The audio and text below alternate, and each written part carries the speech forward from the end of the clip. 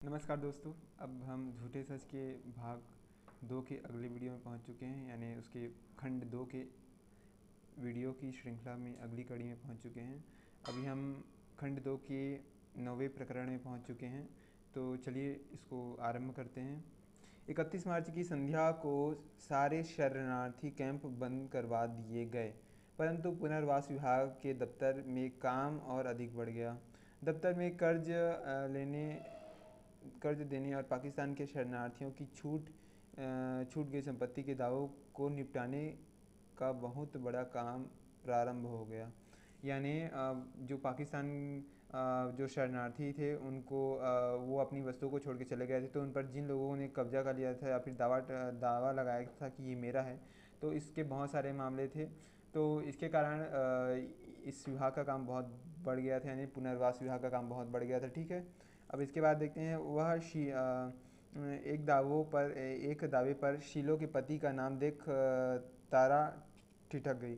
यहाँ देखिए, तारा इन दावों का काम देख रही थी, क्योंकि वो इस विभाग में काम करती थी, तो इसका काम देख रही थी। तो जब उसने देखा कि एक दावे में शीलो के पति का नाम है, तो वो थोड़ा स्तब्ध रह गई। वह शीलो से मिलने के लिए बेचैन हो उठी। वह शीलो के घर पहुंची तो शीलो उसे देख अवाक रह गई, क्योंकि शीलो को अब तक पता था कि तारा मर चुकी है। तो जब वह तारा को देखती तो वो अवाक रह जाती है। फिर दोनों बहनों ने अपनी अपनी आप बीती सुनाई। ठीक है, तारा नब्बू और हाफिज़ जी के प्रश्न को छिपा गई। हाफिज़ वही व्यक्ति था जिसने उसको आश्रय दिया था कुछ समय के लिए। उसके बाद मतलब जिस मोहल्ले में उसको मतलब क्या बोलते हैं, जिस मोहल्ले में उसको बंदी बना के लाया गया था, उसे अंत में जिस व्यक्ति के पास छोड़ दिया गया उसका नाम हाफिज़ था। तो इस प्रसंग को छुपा गई और शीलो ने तारा को बताया कि रतन कई बार एक सेकेंड मतलब शीलो ने अपनी बहन तारा को बताया कि रतन कई बार रुपए पैसे से उसकी सहायता की मतलब रतन ने कई बार रुपए पैसे से उसकी सहायता की थी, जिसके कारण उसका पति उससे नाराज़ हो गया है। और सास ने कहा है कि बच्चा रतन का ही है। मतलब देखिए, भारतीय समाज में की विडंबना यही है कि बहू जब एक दो चार शब्द अपने किसी पराये मर्द से बात करने लगती है, तो पति को और घर वालों को लगने लगता है कि ये एक उल्टा है, यानी स्लट है, यानी चरित्रहीन है। और उस पर नाना प्रकार के ना जाने क्या क्या आरोप जाने लगते हैं। वैसे सिलो पर भी आरोप लगाने जाने लगे कि तेरा और रतन का कोई संबंध है। उसका पति उसे हाँ ठीक है, तो हो गया। अब भी रतन महीने में एक बार उससे मिलने आ जाता है। सारे घर वाले इस बात से शीलो के खिलाफ हो गए हैं। शीलो ने यह बताया कि अब उसे उसका पति नहीं सुहाता, हमेशा लड़ता रुलाता है। और तारा उसे सांत्वना और अपना पता और फ़ोन नंबर देकर लौट आई। यानी तारा गई थी उसके घर शीलो से मिलने, क्योंकि उसको शीलो का पता मिल गया था। पूरी उसको जानकारी मिल गई होगी, क्योंकि शीलो के पति ने दावा किया था, तो शीलो की जानकारी तो मिलना स्वाभाविक सी है। तो शीलो के घर मिलने गई। तो इस पैराग्राफ में हमने यही पढ़ा कि चूँकि जो तारा थी वो पुनर्वास विभाग में काम करती थी। जब शेल्टर बंद कर दिए गए तो बहुत बड़ा काम चालू हो गया, जो तमाम तरीके के लोगों ने जो दावे किए थे संपत्ति पर, तो उनको निपटाना था। तो शीलो के पति का दावा भी उनमें से एक था। तो जब वो उसने पढ़ा तो वो थोड़ा अचंभित हो गई और शीलो के पास मिलने पहुंची। और शीलो से मिलकर उसके जीवन के बारे में पूरी मतलब उसकी यथास्थिति के बारे में पता चला। और उसके बाद उसके वैवाहिक संबंध के बारे में पता चला। उसके बाद वो लौट आई, यानी तारा अपने घर चली गई, यानी अपने जो भी जहाँ रहती थी दिल्ली के जिस क्षेत्र में। अब आगे देखते हैं। दूसरे दिन तारा को नरोत्तम का पत्र मिला कि उसकी बदली दिल्ली हो गई है। देखिए, नरोत्तम क्या था? नरोत्तम जो था वो एक फैक्ट्री में काम करता था। मैं जैसे कि बता चुका हूँ, वो एक फैक्ट्री में काम करता था, लेकिन वो संभवतः वो फैक्ट्री दिल्ली से थोड़ी दूर थी। तो उसका हस्तांतरण था वो दिल्ली हो गया था। अब वह दिल्ली आकर संध्या समय तारा से मिलने लगा था, यानी नरोत्तम तारा से मिलने लगा था। अब यहाँ बात स्पष्ट कर देना चाहता हूँ कि नरोत्तम कौन था? तारा जिस घर में रहती थी, यानी जो मिस्टर अगरवाला जो थे, उनके जो पति थे, उनके जो मतलब मिस्टर अग्रवाल की जो पहली पत्नी थी, उसका उसके बच्चे का नाम यानी उसके बेटे का नाम नरोत्तम था। मतलब वही, ये नरोत्तम वही है। मिस्टर अग्रवाला के पहली पत्नी का संतान नरोत्तम है, ठीक है। तो मतलब तारा और नरोत्तम, जब तारा मिस्टर अग्रवाल के यहाँ रहने लगी थी, तो तारा और नरोत्तम का संबंध वहीं से है। तो यहाँ उसी मतलब यहाँ स्पष्ट कर देना आवश्यक था, क्योंकि कभी कभी हम भूल जाते हैं कि इसका संबंध कहाँ से है। तो तारा और नरोत्तम साफ साफ बात है कि मिलने लगे, क्योंकि नरोत्तम आ गया था दिल्ली।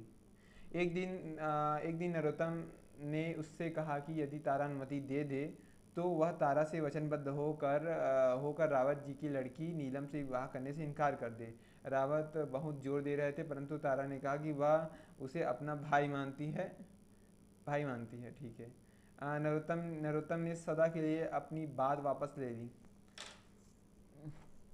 देखिए, रावत जी एक बहुत बड़े व्यक्ति थे, और उनकी एक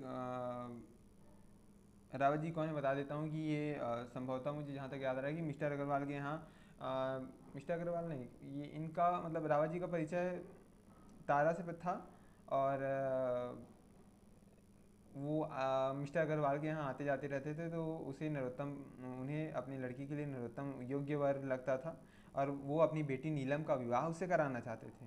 लेकिन जो नरोत्तम था वो तो तारा की ओर आकृष्ट था, तो वह तारा को पसंद करता था। लेकिन और ये तारा ये बात जानती थी ये ध्यान रखिएगा, तारा ये बात जानती थी पहले से। लेकिन वो नरोत्तम से विवाह नहीं करना चाहती थी। जब नरोत्तम ने कहा कि देखो तारा, अगर तुम हाँ कर दो तो मैं पूरी दुनिया को अलट पलट कर दूंगा, यानी मतलब जब होता है ना, तो ये एक बार तुम हाँ कर दो तो मैं दुनिया को अलट पलट दूंगा। तो वैसा ही कुछ नरोत्तम ने कहा कि अगर तुम हाँ कर दो तो ये रावत जी क्या कर लेंगे, इनकी बेटी से मैं बेटी का जो विवाह प्रस्ताव है उसको ठुकरा दूंगा, सब चीज़ कर दूंगा तुम्हारे लिए। क्योंकि बड़े व्यक्ति के घर में जाना कोई मतलब बड़े व्यक्ति का दामाद बनना कोई छोटी बात नहीं होती समझ रहे हैं आप। तो बहुत बड़ा प्रस्ताव था इसके पास, नरोत्तम के पास। लेकिन जो तारा थी उसने इनकार कर दिया। इस घटना और देखिए कहा भी क्या कि वह मतलब तारा उसे अपना भाई मानती है, ये जानबूझकर उसने कहा ताकि वो उसके बारे में जीवन भर में ना सोच सके। मतलब जब बोलते हैं कि कभी कभी लड़कियां किसी को रक्षाबंधन इसलिए भी बांधती है ताकि वो हम पर बुरी नज़र ना रखे, ऐसा मैंने देखा है। क्या बोलते हैं, हाँ, इस घटना के 4 दिन बाद तारा को सुबह फ़ोन मिला कि शीलो उसे तुरंत बुला रही है। तारा के पहुंचने पर शीलो ने कहा कि वह उसके लड़के को अपने साथ ले जाए। उसके पति ने अपने बाप के घर चले जाने के लिए कह दिया है। सोचिए कितनी बड़ी विडम्बना है। मतलब उसके जो शीलो का पति है वो बोल रहा है अपने छोटे बच्चे को कि तुम अपने बाप के घर यानी रतन के घर चले जाओ।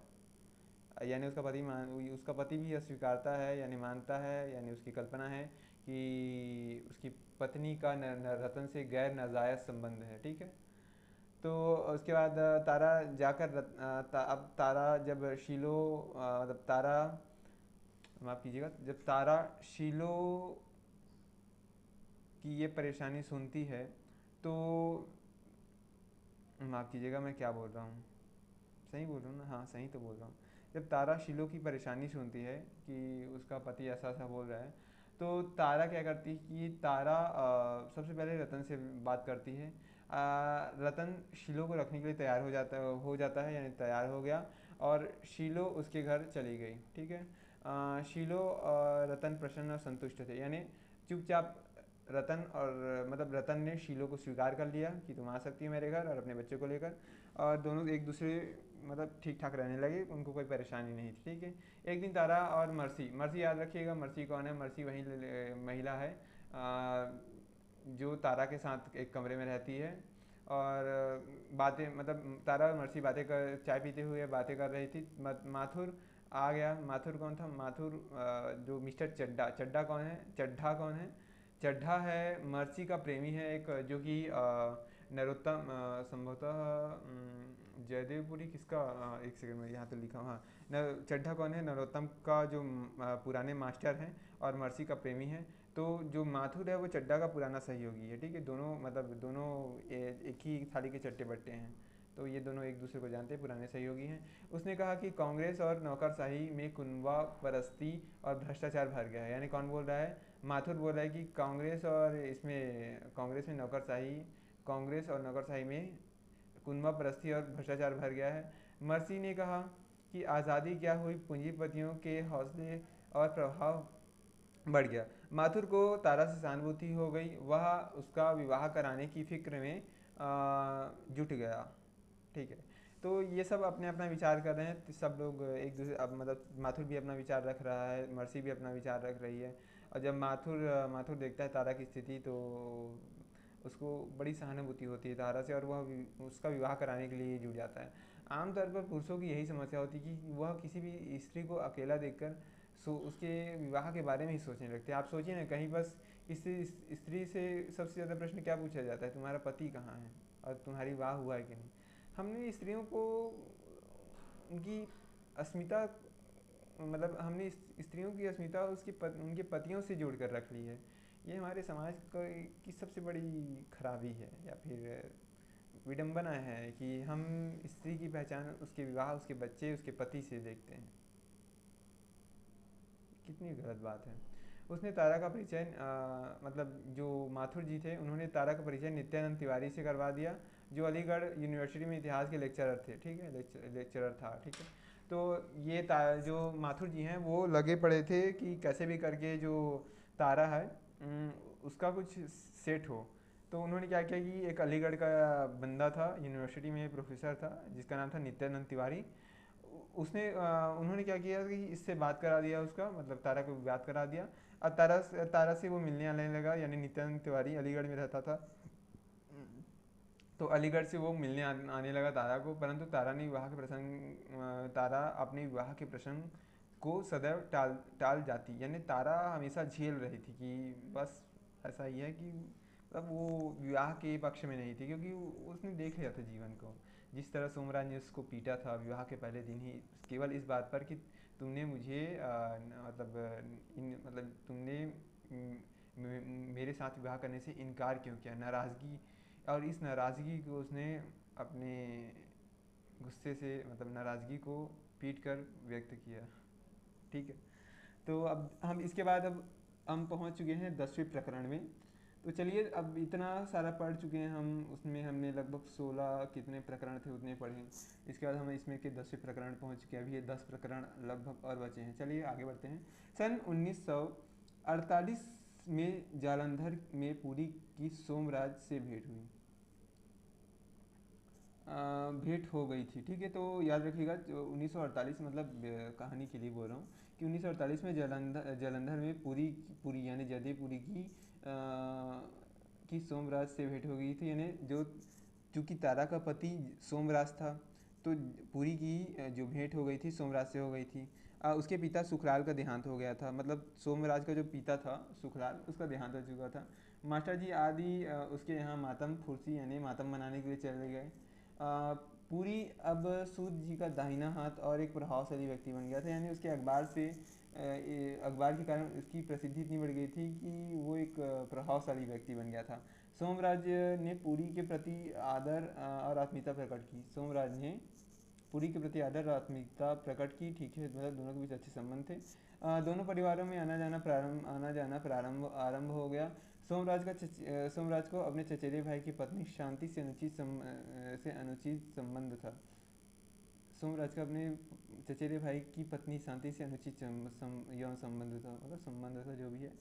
तो देखिए, अब ये जयदेवपुरी पहले से जानता है, वो जानता है कि ये बीए फेल व्यक्ति है। दूसरी बात, ये चरित्रहीन है, हमेशा लड़कियों के पीछे घूमते रहता है। उसके जयदेवपुरी को बहुत पहले से पता है, और तारा को भी पहले से ही पता था, लेकिन अब उसका मजबूरी में विवाह कर दिया गया। उसकी भाई ने भी एक भी उसकी नहीं सुनी। उसकी न परिवार है तो बहुत दूर की बात है, माता पिता तो बहुत दुश्मनी होते हैं आमतौर पर बच्चे के, उस समय होते थे, अभी भी कई मामलों में होते ही हैं, क्योंकि उनमें उनको स्वयं ही स्पष्टता नहीं होती, तो वो बच्चों के जीवन में स्पष्टता या फिर बच्चों की जो अपनी ही भलाई नहीं कर सकता, वो दूसरों की भलाई कैसे करेगा? सामान्य सी बात है। तो आगे देखते हैं, उसके घर वाले इसके लिए उसकी आलोचना और निंदा करते हैं। मतलब जो सोमराज का अपने चचेरे भाई की पत्नी से, यानी अपनी मतलब एक तरह से बहू बोलते हैं ना, छोटे भाई की पत्नी को हाँ बहू ही बोलते हैं। तो बहू से जो संबंध था, तो मतलब जो संबंध था उसके कारण उसके घर में आलोचना होती थी। सोमराज प्रायः पुरी के पास आने लगा, यानी सोमराज और पुरी के संबंध अच्छे बनने लगे थे। ठीक है। सूत जी मंत्रिमंडल में ले लिए गए थे। सूत जी की प्रतिष्ठा बहुत बढ़ गई थी, मंत्रिमंडल में ले लिए गए थे। वह शिमला में रहते थे, याद रखिए। सूत जी जालंधर में नहीं रहते थे, शिमला में रहते थे। जालंधर में पुरी उनका प्रतिनिधि था। एक दिन दिल्ली से, रिकॉर्डिंग तो हो रहा है ना? हाँ हो रहा है भाई, ठीक है। एक दिन किधर गया? एक दिन दिल्ली से गोविंद राम ने पुरी को पत्र लिखा कि तारा जीवित है। एक दिन दिल्ली से गोविंद राम ने, अच्छा गोविंद राम कोई व्यक्ति रहा होगा, पुरी को पत्र लिखा कि तारा जीवित है। ठीक है। तारा मतलब पुरी को अभी तक पता नहीं, अभी उसको अभी तक अपने परिवार का पता चल गया है, मतलब अपने माता पिता का पता चल गया है और कनक का पता चल गया है, लेकिन उसको तारा का पता नहीं था। तो तारा, रुकिए, तारा का पता, हाँ तारा का पता नहीं था। तारा का पता नहीं था और 350 माहवार की नौकरी कर रही है। मतलब उसको पता चला कि नौकरी भी मिल गया है। उन्होंने तारा की खूब प्रशंसा की थी। पत्र पढ़कर कनक बड़ी प्रसन्न हुई। पत्र पढ़कर कनक बहुत प्रसन्न हुई। उसने पुरी से कहा कि वह पत्र लिखकर तारा को फौरन बुला ले। पुरी ने उत्तर दिया कि अभी तारा के यहाँ आ जाने से सोमराज आदि उधम उठा देंगे, इसलिए पहले पत्र लिखकर तारा से सारी स्थिति मालूम कर ली जाए। कनक ने मौन विरोध में मुंह फेर लिया। इस घटना ने उसके सामने पुरी का असली रूप प्रकट कर दिया। वह तारा के रूप में स्वयं को अपमानित समझने लगी। कनक उससे खिंची खिंची सी रहने लगी, यानी अपने पति से खिंची खिंची रहने लगी।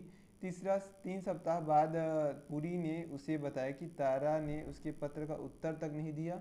कनक ने स्वयं पत्र डालने की बात कही। मतलब इस पर फिर बात बढ़ गई। संबंध कटु हो गए। पुरी का सार्वजनिक जीवन बढ़ गया था। वह बाहर व्यस्त रहता और घर में कनक को उदासीनता, मतलब अच्छा ये वहाँ था, दिख नहीं रहा था यहाँ पर, सॉरी। और घर में कनक की उदासीनता उसे परेशान किए रही थी। अच्छा ठीक है, मतलब देखिए कहानी कुछ ऐसी है कि उसे एक यहाँ पर टिक करना चाहिए मुझे, मतलब कर ही लेता हूँ। ये देखिए, जो ये गोविंद जी हैं, ये दिल्ली से पत्र लिखते हैं। एक दिन दिल्ली से हाँ मतलब दिल्ली से इन्होंने पत्र लिखा जालंधर यानी जयदेवपुरी के पास कि तुम्हारी बहन तारा जीवित है और नौकरी कर रही है। तब इससे तो भाई बहन मतलब जो जयदेवपुरी हो तो खुद प्रसन्न होगा ही, साथ ही उसकी जो पत्नी है यानी कनक बहुत प्रसन्न होती है। और कनक कहती है कि तुरंत तुम अपनी बहन को पत्र लिखो और उसे यहाँ दिल्ली बुला लो, सॉरी जालंधर बुला लो। तारा तो दिल्ली में रहती थी ना, ये लोग जालंधर में रहते थे। तो कनक ने कहा कि तुम बुला लो उसको तुरंत जालंधर। और अभी तक जो पुरी था उसको मतलब उसका आना जाना बढ़ चुका था सोमराज के साथ यानी तारा के पति के साथ। तो जयदेवपुरी ने कहा कि अगर तारा के जीवित होने की सूचना अगर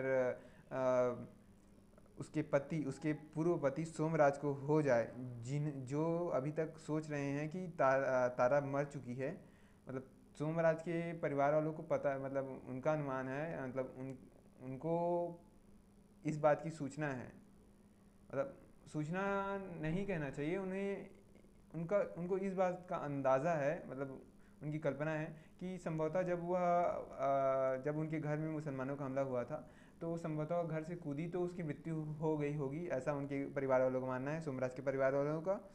तो अब तो पुरी का यह तर्क है कि अगर तारा को भी हम बुला लें और सोमराज ने उसे देख लिया या फिर उसे जानकारी मिल गई कि तारा जीवित है, तो उधम मचा देगा, यानी पुनः तारा को बुला लेगा। और जयदेवपुरी नहीं चाहता कि फिर इनके बीच संबंध हो, क्योंकि उसे संभवतः उसे सोमराज के बारे में पता है। और मुझे समझ नहीं आता कि अगर उसे सोमराज के बारे में इतना ही पता है तो उसका उसके साथ इतना गहरा संबंध कैसे हुआ, कैसे, मुझे ये बात परेशान कर रही है। ये संभवतः उपन्यास को अच्छी तरह पढ़ने पर पूरी हो सकती है, क्योंकि अभी सारांश में जो व्यक्तित्वों का मतलब सारांश में पूरे कथन नहीं होने के कारण हम किसी पात्र के व्यक्तित्व को नहीं समझ पाते पूरी तरह से। तो ये मैंने बता दिया कि कनक बोल रही है कि आप बुला लीजिए, लेकिन जयदेवपुरी बोल रहा है कि अभी पता चल गया ना सोमराज को, तो परेशानी बढ़ जाएगी, तो अभी रहने दो, अभी पहले पता कर लेते हैं कि कनक की स्थिति क्या है, उसकी यथास्थिति जान लेते हैं, उसके बाद बुलाएंगे। अब इसके लिए जयदेवपुरी ने तारा को, यानी तारा को जो दिल्ली में थी, उसको पत्र लिखा कि कैसी कैसी स्थिति है। लेकिन तारा भी थी कि तारा ने उत्तर नहीं दिया अपने भाई का, ठीक है, जयदेवपुरी तो उसका भाई था ना, तो उसको भाई को उत्तर देना उसने मुनासिब नहीं समझा। और उसका कारण भी था, क्योंकि अपने भाई से बहुत ज़्यादा नाराज़ थी। सोचिए उसके भाई ने उदासीन होकर उसका विवाह ज़बरदस्ती सोमराज जैसे लीचड़ किस्म के इंसान से होने दिया था। तो वो अपने भाई से बहुत नाराज़ थी। अब कोई भाई इस तरह हरकत करेगा तो मुझे नहीं लगता कि कोई बहन का भाई के प्रति सम्मान रह जाएगा। तो एक तरह से उसने पत्र नहीं लिखा, तो मेरी दृष्टि में तो इतना गुस्सा होना ही चाहिए व्यक्ति में कि ठीक है। अब इसके बाद अब इस जब इन दोनों के मतलब जब मतलब ये घटना घटी, उसके बाद कनक चाहती थी कि वो स्वयं पत्र लिखकर तारा से सब बातचीत करे, लेकिन इसी मामले को लेकर घर में विवाद छिड़ गया और कनक और जयदेवपुरी की जो कटुता थी वो और बढ़ गई। एक दिन पुरी ने यानी जयदेवपुरी ने कनक को अरे यार वो सॉरी एक दिन जयदेवपुरी ने कनक को भरे दिल से बहुत समझाया, अच्छा मतलब अपनी पत्नी को समझाया कि वह तारा के भले के लिए ही जलंधर नहीं मतलब वह तारा के भले के लिए ही उसे जालंधर नहीं बुलाना चाहता। कनक चाहे तो दिल्ली जाकर स्वयं तारा से मिल आए। अच्छा मतलब वो अपनी पत्नी को समझा रहा था, क्योंकि उनके बीच की कटुता बढ़ गई थी। तो मतलब तारा से बोला था, देखो अगर मैं बुला सकता हूँ लेकिन इससे परेशानी बढ़ जाएगी, इसलिए नहीं बुला रहा हूँ। वो अपनी पत्नी से बोल रहा है ऐसा। और कनक और ये भी जयदेवपुरी यह भी कह रहा है कि अगर तुमको जाना है तो तुम जा सकती हो, बिल्कुल तुम जाओ, दिल्ली से मिल के आओ, ठीक है। तो मार्च 1951 में पुराना मकान छोड़ मॉडल नहीं है, मॉडल है, ठीक है, जो भी है, मॉडल टाउन में एक नया मकान में आ गया,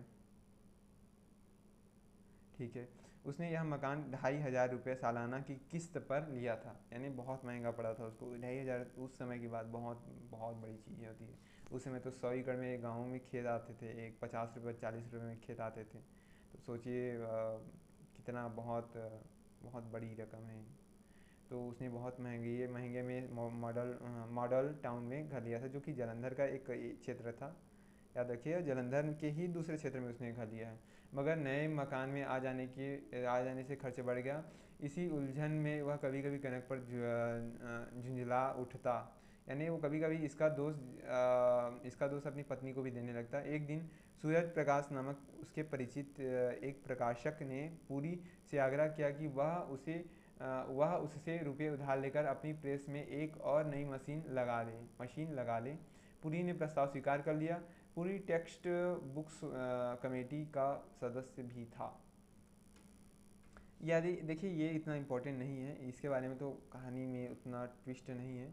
बस ये याद रखिए कि जो जयदेवपुरी है वो अपनी पत्नी को समझाता है कि भाई देखो ऐसा ऐसा है, मतलब मैं अपनी बहन तारा का भला ही चाहता हूँ, और लेकिन उनके बीच कटुता बनी रहती है। और ये कटुता तब और बढ़ जाती है जब उनका घर बदलता है। वो अपने घर को छोड़कर एक दूसरे मतलब जालंधर के दूसरे क्षेत्र में जिसका नाम है मॉडल टाउन में मकान लेते हैं। और उस मकान इतना महंगा पड़ता है कि उनको हर साल लगभग 2,500 रुपये देना पड़ता है, मतलब बहुत महंगा घर खरीदा था। तो अब संभवतः इस घर को लेने में जो उनकी पत्नी है यानी कनक की भी इच्छा रही होगी, तो इसके कारण वो जब भी झुंझला उठता था तो कनक को देने लगता था कि तुम्हारे कारण ही तो सब हो रहा है, इतना किस्त चढ़ गया और ये फलाना ढिमकाना। पति लोग आमतौर पर निर्णय देते समय पत्नियों की राय ले लेते हैं, लेकिन जब कुछ हो जाता है, बिगड़ जाता है, तो दोष देने के लिए दूसरों को ढूंढ कर यानी अपनी पत्नियों को ढूंढने लगते हैं, दोष के लिए दोषी ठहराते हैं। और ठीक है, पंजाब मंत्रिमंडल की भीतरी दल बंदी और मतभेदों के कारण कांग्रेसी मंत्रिमंडल का शासन चलाना असंभव हो गया। ठीक है, मतलब पंजाब के मंत्रिमंडल में जो दल बदली है यानी इस पार्टी से उस पार्टी में जो जाने का जो काम धाम है वो इतना बढ़ गया और मतभेद इतने बढ़ गए कि कांग्रेस मंत्रिमंडल का शासन चलाना बहुत मुश्किल हो गया। गवर्नर ने स्वयं शासन संभाल लिया। सारे देश की जनता नए शासन के भ्रष्टाचार और पुनःप्रस्ती आदि से बहुत परेशान हो रही थी। ठीक है, देश की आज़ादी के बाद बहुत विकराल स्थिति पैदा हो गई थी। पुराने अंग्रेज भक्त कांग्रेस के सदस्य बन उसमें घुस गए थे। लोग धारा सभा के सदस्य यानी पंजाब का जो मंत्रिमंडल है उसको धारा सभा कहा जाता था को MLAN कह घृणा से मैल कहने लगे। MALN इसका मतलब तो नहीं पता मुझे क्या हो रहा है, मतलब मैल कहने लगे, इतना याद रखिए। नए उभरते संगठनों राष्ट्रीय स्वयंसेवक संघ कम्युनिस्टों आदि ने कांग्रेस के प्रति विद्रोह कर कांग्रेस को कुचल डालने का अवसर दे दिया। अरे यार मैं क्या बोल रहा हूँ, माफ़ कीजिएगा, यहाँ पर मैंने त्रुटि कर दी। नए उभरते संगठनों राष्ट्रीय स्वयंसेवक संघ कम्युनिस्टों आदि ने कांग्रेस के प्रति विद्रोह कर कांग्रेस को उन्हें कुचल डालने का अवसर दे दिया था। यानी चूँकि कांग्रेस के विरोध में जो संगठन थे जैसे राष्ट्रीय स्वयंसेवक संघ और कम्युनिस्ट पार्टी ये सब खड़े हो रहे थे, तो इससे कांग्रेस को मौका मिल गया था ये जो संगठन है इनको दबा दिया जाए। तो उसके पास मौका था, उसके पास शक्ति भी थी। तो सारे देश की जनता कांग्रेस से असंतुष्ट और निराश थी, परंतु कांग्रेस में सूर्य जैसे नेता भी थे जो जड़ जमीन धन आदि के मोह से मुक्त थे। यद्यपि उनके समर्थक लाभ उठाते रहते थे, यानी उनके समर्थक उनके जैसे साफ दिल के नहीं थे। उसे तथा नए लाभ उठाने के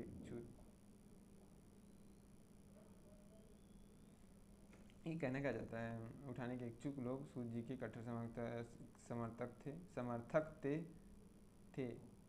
थे नहीं यार थे। ठीक है, इसलिए सूत जी नए आम चुनाव की तैयारी में जुट गए। अब सूत जी भी चुनाव लड़ने लगे थे। वह अपने अधिक से अधिक समर्थक धारासभा में भेजना चाहते थे, यानी पंजाब की विधानसभा में भेजना चाहते थे। वह पुरी को भी टिकट दिला देना चाहते थे। अच्छा, मतलब वो चाहते थे कि पुरी भी खड़ा हो, क्योंकि पुरी की लोकप्रियता काफ़ी बढ़ चुकी थी उसके पत्र के माध्यम से। परंतु कनक और गिल इस विचार के विरोधी थे, यानी कनक और गिल को लगता था कि पूरी इसके लिए उपयुक्त तो नहीं है और वो नहीं चाहते थे कि पूरी राजनीति में जाए। परंतु पूरी इसके लिए उत्सुक और इच्छुक था। वह अपने और सूत जी के समर्थन के लिए नाजिर ठीक है, नाजिर बोले या नाजिर बोले, मुझे तो नाजिर लगता है कि नाजिर होना चाहिए। तो नाजिर का पूरा उपयोग करना चाहता था, यानी कि वो चुनाव के लिए मतलब वह अपने प्रचार के लिए और सूत जी के लिए समर्थन के लिए नाजिर का पूरा उपयोग करना चाहता था। अब गिल संपादक और कनक नाजिर के संचालक बन गए थे। ठीक है, तो अब संपादक के रूप में गिल संपादक बन गया था और कनक नाजिर यानी अखबार के संचालक बन गए थे। यानी इनको भी पद प्रतिष्ठा मिल गई थी, यानी जो प्रेस था उसमें गिल और कनक भी ऊंचे पदों पर पहुंच गए थे। पूरी ने अपना नाम हटा दिया था, यानी अच्छा संभवतः पूरी ने जैसे कि जब हम चुनाव लड़ते हैं तो उसके लिए बहुत सारा क्राइटेरिया रखना पड़ता है। तो संभवतः इसीलिए उसने जो गिल को संपादक बना दिया था अखबार का और कनक को संचालक बना दिया था ताकि वह चुनाव में स्वतंत्रता पूर्वक खड़े हो सके। पूरी गिल के लेखों को पढ़कर गदगद हो जाता, यानी गिल बहुत अच्छा लिखता था और पूरी उससे बहुत प्रसन्न होता था। ठीक है। गिल कौन है? गिल याद रखिएगा प्रीतम सिंह है, जो कि एक समय कनक का प्रेमी था। ठीक है, कनक से मिलता था, बहुत उसका मतलब एक समय उसका यार था। ठीक है। एक दिन कॉमरेड दौलत राम आज़ाद आज़ाद ठीक है, एक दिन, एक सेकंड पानी पी लेता हूँ, बहुत प्यास लगी है। एक दिन कॉमरेड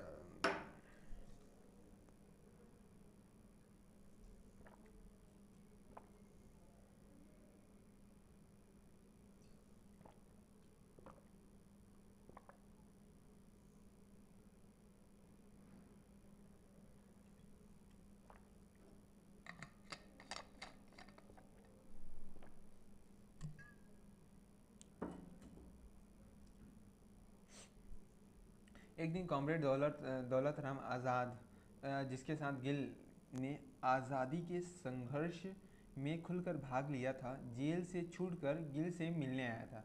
यानी जो एक कॉमरेड था दौलत राम आज़ाद, वो प्रीतम सिंह का आज़ादी की लड़ाई में साथी था और वह जेल चला गया था और अभी वह जेल से छूटकर उससे मिलने आया था। अब देखते हैं आगे क्या होता है। वह बीमार था, गुजारे की चिंता से परेशान परेशान था, मतलब उसके पास आर्थिक तंगी थी। तो वह आर्थिक रूप से बहुत मतलब आर्थिक रूप से वो कंगाल हो चुका था। ठीक है। गिल के कहने पर पूरी ने सूद जी से उसे टीन का कोटा दिला देने की सिफारिश कर दी, परंतु सूद जी ने उसका नाम कटवा कर किसी दूसरे को वह कोटा दिलवा दिया। यह जानकर कनक बहुत बिगड़ी, तो पूरी ने उसे डांट दिया। कनक और पूरी के बीच खिंचाव बढ़ता चला गया। कांता और नैयर इस बात को भाप गए, यानी उसके जी कनक की बहन और उसके जीजा जी इस बात को भाप गए। उनके समझाने पर कनक ने अपनी भूल स्वीकार कर पूरी से समझौता कर लिया। करवा चौथ के दिन दोनों ने एक थाली में खाना खाया। यानी क्या हुआ कि चूँकि दौलत राम जो था वो गिल का दोस्त था और गिल का दोस्त था जयदेव पुरी। तो गिल ने कहा होगा अपने मित्र मतलब दौलत राम ने कहा होगा कि मेरी स्थिति ऐसा ऐसा है गिल को। अब गिल का दोस्त था पूरी, तो गिल ने अपने मित्र से कहा, पूरी देखो, तुम्हारे जो मालिक हैं, मतलब तुम्हारे जो तुम्हारा जिनसे अच्छा परिचय है, यानी सूद जी, अगर वो कह दे तो जो मेरे मित्र हैं यानी दौलत राम आज़ाद, उनको टीन का कोटा मिल जाए। तो पूरी ने यही किया, उन्होंने सूद जी से आग्रह किया कि आप टीन का कोटा मेरे मित्र के मित्र को, यानी मतलब उनका, यानी जयदेवपुरी का मित्र कौन है? गिल है। और गिल का मित्र कौन है? दौलत राम आज़ाद। यानी जयदेवपुरी कहता है सूद जी से कि मेरे मित्र के मित्र को कोटा दिलवा दीजिए टीन का। लेकिन सिर्फ ये राजनेताओं पर भी बहुत दबाव होता है, अलग अलग तरीक़ों से अलग अलग चीज़ों का दबाव होता है या फिर समझौता होता है। तो वे कई कारणों से या फिर संभवतः जानबूझकर नहीं दिलवा सके एक टीन का कोटा, और उस टीन के कोटे को उन्होंने दूसरे को दिलवा दिया।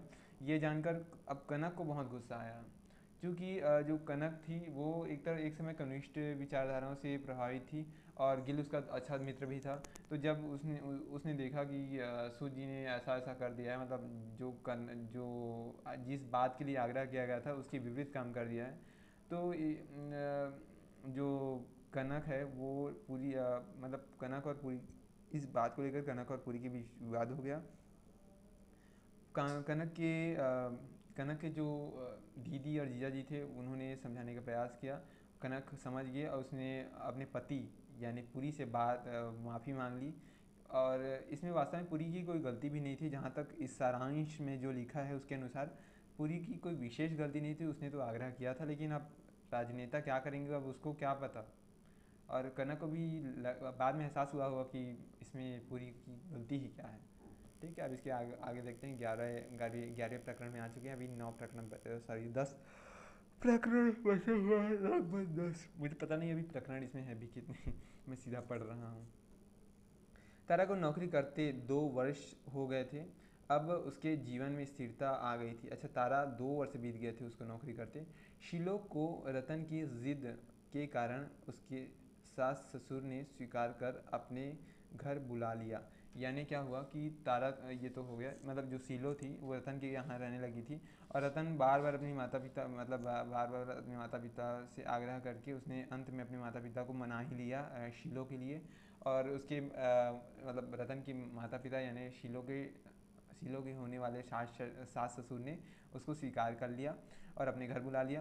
तारा पुरी को तारा पुरी से तारा से तारा से पुरी का पता पाकर रतन ने उससे मिलने की इच्छा प्रकट की। यानी मतलब रतन से, अच्छा तारा ने मतलब पुरी के पास पुरी का पता पाकर, अच्छा मतलब तारा तारा इसको तारा तारा से पुरी का पता पाकर रतन ने, यानी रतन ने तारा से पुरी का पता मांगा। क्योंकि तारा को पता था पुरी रहता कहाँ है और वो मिलना चाहता था क्योंकि वो उसका पड़ोसी था ना। मतलब जयदेवपुरी नहीं नहीं नहीं, उसका पड़ोसी नहीं था, सॉरी, ये तो उसका पड़ोसी था। तारा का पड़ोसी था, लेकिन रतन मिलना चाहता था पुरी से और तारा ने उसका पता भी दिया था। लेकिन तारा ने मना किया कि तुम मत मिलो, ठीक है। तारा ने उसे समझाकर रोक दिया।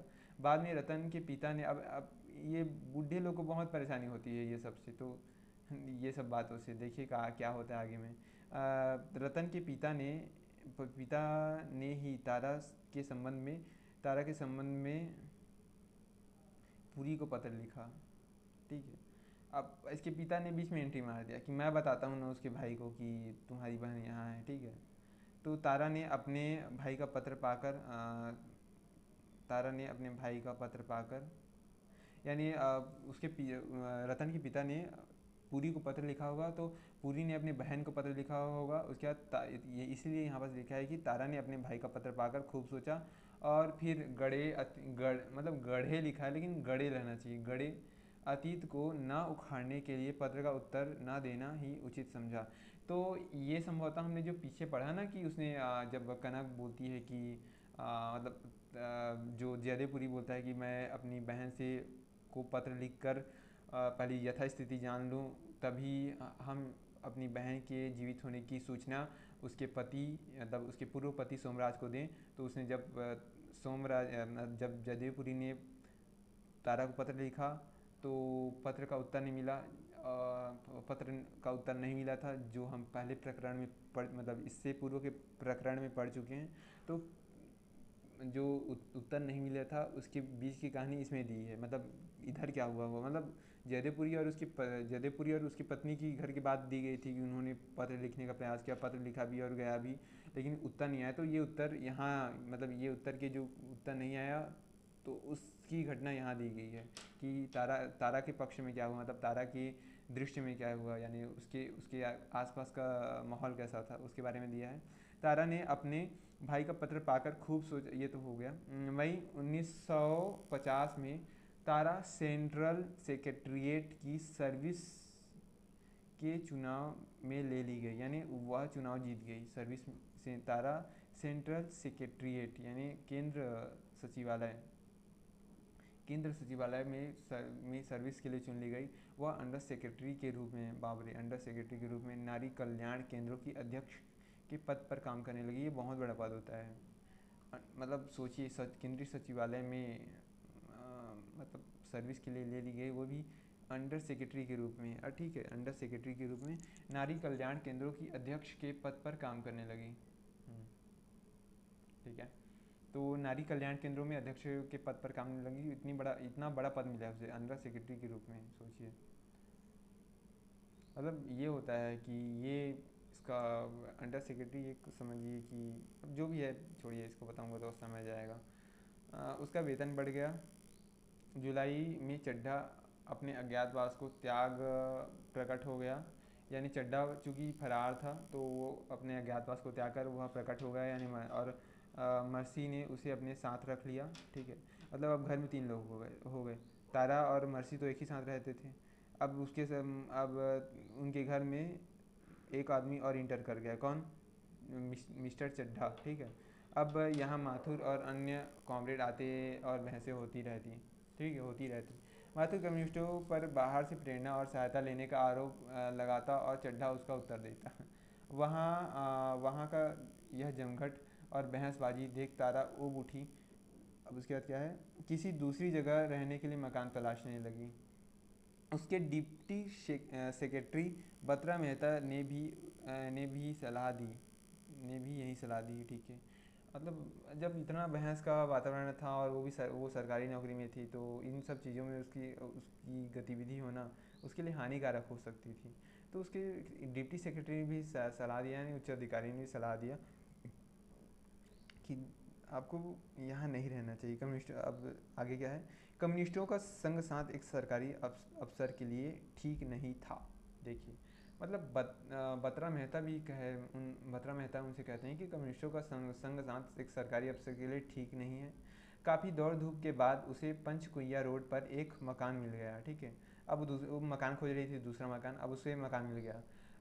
उसने सहारे के लिए सीता और उसकी माँ को अपने ही साथ रख लिया, ठीक है। अब देखिए, सीता और उसकी माँ यानी उसकी माँ का नाम पूरनदेही। ये कौन है, मैं बता चुका हूँ इसको, ये पूर्व प्रकरणों में इनका नाम आ चुका है। सीता मतलब सीता का परिचय पहले प्रकरण में आया था कि वह पुराण देही की 15 साल की बेटी है और उनकी आर्थिक स्थिति देश के विभाजन के बाद बहुत दुखद हो गई है और खाने के लाले पड़ गए हैं, ऐसे रूप में बीच में इसका वर्णन आया था। और संभवतः पूरन देवी एक सरकारी मतलब सॉरी सफाई कर्मचारी है, मतलब जो पूरन देवी वो सफाई कर्मचारी है, उनकी स्थिति खराब है, ऐसा वर्णन पहले आया था। अब उसका वर्णन फिर से यहाँ आया है, ठीक है। और बीच में हाँ, और ये जो सीता है, याद रखिए, ये सरकारी ऑफिस में कलर के पद पर काम कर रही है और इससे कनक का अच्छा परिचय हो चुका है। ये इससे पूर्व के प्रकरण में आया था। और जो मैंने बताया कि पूर्णदेही एक सफाई कर्मचारी है, ये बहुत पहले आया था, ठीक है।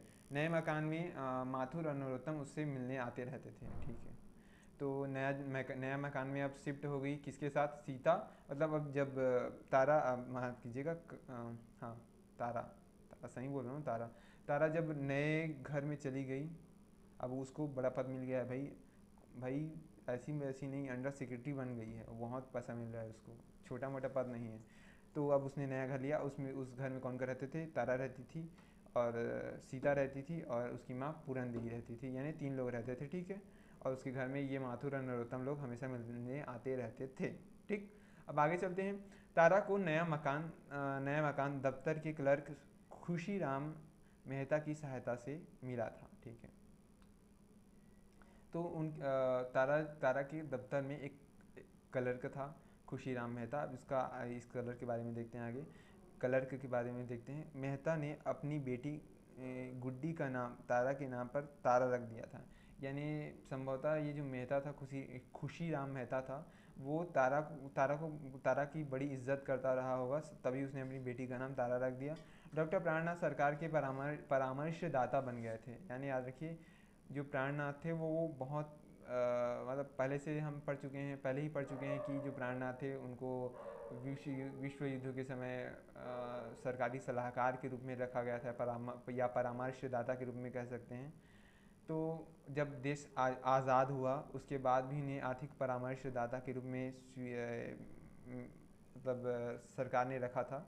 एक दिन बत्रा साहब के आदेशानुसार आदेश आदेशा रहना चाहिए, हाँ, आदेशानुसार तारा पूरा ब्यौरा और रिपोर्ट तैयार कर उनके दफ्तर में ले गई। बत्रा साहब उसके वरिष्ठ अधिकारी हैं, ठीक है। किसके? तारा के वरिष्ठ अधिकारी बत्रा साहब है। तो उनके आदेशानुसार, मतलब उन्होंने आदेशित किया था कि तुम्हें पूरा ब्यौरा रिपोर्ट बनाना है और रिपोर्ट उनके दफ्तर, अच्छा उनके दफ्तर, हाँ, मतलब बत्रा साहब के दफ्तर जब पहुंची रिपोर्ट बना के, तो दफ्तर में वो डॉक्टर प्राणनाथ को तारा ने देखा और नाथ प्राणनाथ ने भी तारा को देखा। दोनों दोनों अचंभित हो गए। ठीक है, पानी कहाँ से गिर गया, दोनों अचंभित हो गए। डॉक्टर नाथ तारा को देख आश्चर्यचकित हो गए, क्योंकि हाँ वास्तव में डॉक्टर प्राणनाथ को ज़्यादा अचंभा लगा। तारा को तो उतना अचंभा नहीं लगा, बस उसको थोड़ा सा मतलब वो हुआ होगा कि अचानक से कैसे मिल गए, मतलब कौन कहाँ, चूँकि विभाजन के बाद इतनी मतलब अफरा तफरी हुई थी लोगों की कि कौन कहाँ गया कुछ पता ही नहीं था। तो तारा जब नाथ से मिली तो तारा को तो उतना आश्चर्य नहीं हुआ, डॉक्टर नाथ को इसलिए हुआ क्योंकि तारा के बारे में सूचना या उनको यह मिली थी कि तारा की मृत्यु हो चुकी है। ठीक है, तो डॉक्टर नाथ को बड़ा झटका लगा। उन्होंने तारा के मर जाने के संबंध में उड़ी अफवाह के संबंध में उससे पूछा। फिर डॉक्टर ने अपने भारत आने की पूरी दास्तान सुनाई। वह प्रोफेसर प्रोफेसर सालिक के साथ पंचवर्षीय योजना पर काम कर रहे थे। यानी वो एक और प्रोफेसर थे, प्रोफेसर सालिक। ठीक है, इसको टिक कर देता हूँ, प्रोफेसर प्रेयर,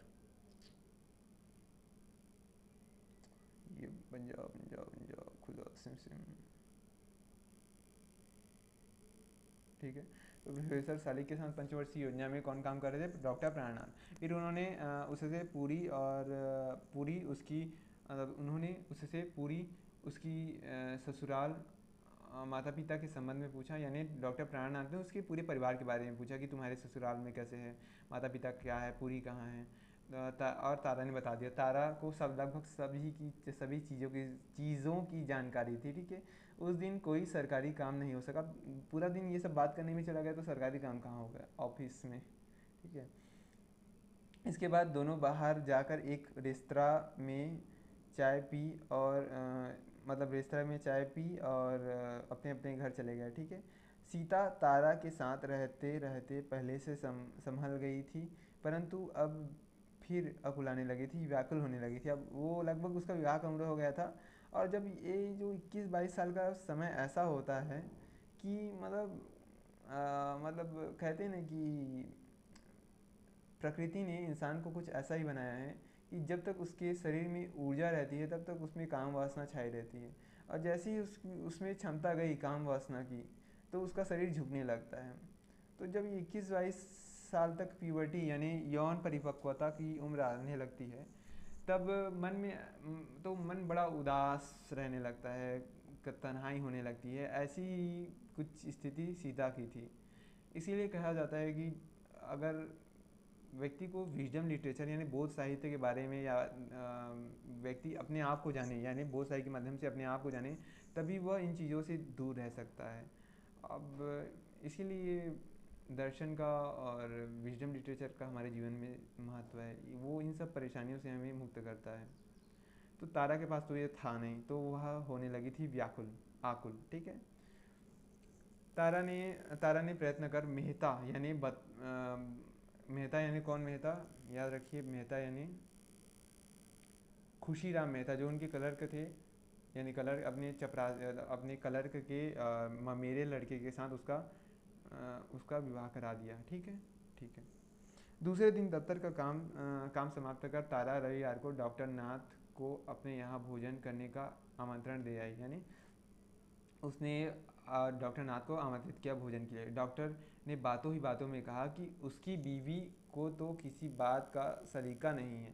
यानी उन्होंने अपनी बीवी के बारे में कह दिया कि मेरी बीवी जो है उसको तो बात करने का सलीका भी नहीं, वो कैसे आएगी खाना खाने। सुनकर तारा को विस्मय हुआ, विस्मय नहीं होता, विस्मय होता है, विस्मय। सुनकर तारा को विस्मय हुआ और उसने डॉक्टर से कहा कि वह भाभी जी से उसे मिलाए। अच्छा, मतलब उसने कहा कि भाभी जी से मिलाइए डॉक्टर साहब। एक दिन मर्सी ने तारा को अपने घर मिलने बुलाया। अब एक दिन क्या हुआ, मर्सी और कौन कौन रहते थे, मर्सी और डॉक्टर चड्ढा रहने लगे थे अब एक साथ। तारा ने उनका घर छोड़ दिया था, उसने नया मकान लिया था। तो एक दिन अब मर्सी को भी याद आने लगी होगी तारा की, तो उसने बुलाया तारा को, आ जाओ यार तारा। अरे यार ये क्या क्या कर दिया। मतलब एक दिन मर्सी ने भी तारा को बुलाया कि बहुत दिन से उन्होंने उनकी भेंट नहीं हुई थी, तो तारा भी उनसे मिलने चली गई। मर्सी ने उससे तिवारी के साथ विवाह करने के संबंध में पूछा। तिवारी कौन है मैं बता चुका हूँ। तिवारी कौन है? तिवारी वो है ना, क्या बोलते हैं, इसका इतिहास का प्रोफेसर है अलीगढ़ में, तिवारी, ठीक है।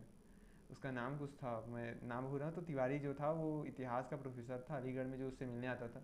तो मर्सी ने पूछा कि तिवारी के साथ तुम्हें विवाह करना है भी या नहीं। तारा ने साफ इनकार कर दिया। तारा ने साफ इनकार कर दिया, ठीक है। तारा ने साफ इनकार कर दिया। मिसेस अग्रवाला तारा से संपर्क बनाए रखती थी, यानी अग्रवाला का भी संपर्क था तारा से। उसने उनके बुलाने पर तारा एक दिन उनके यहाँ गई, यानी मिसेस अग्रवाला के घर गई।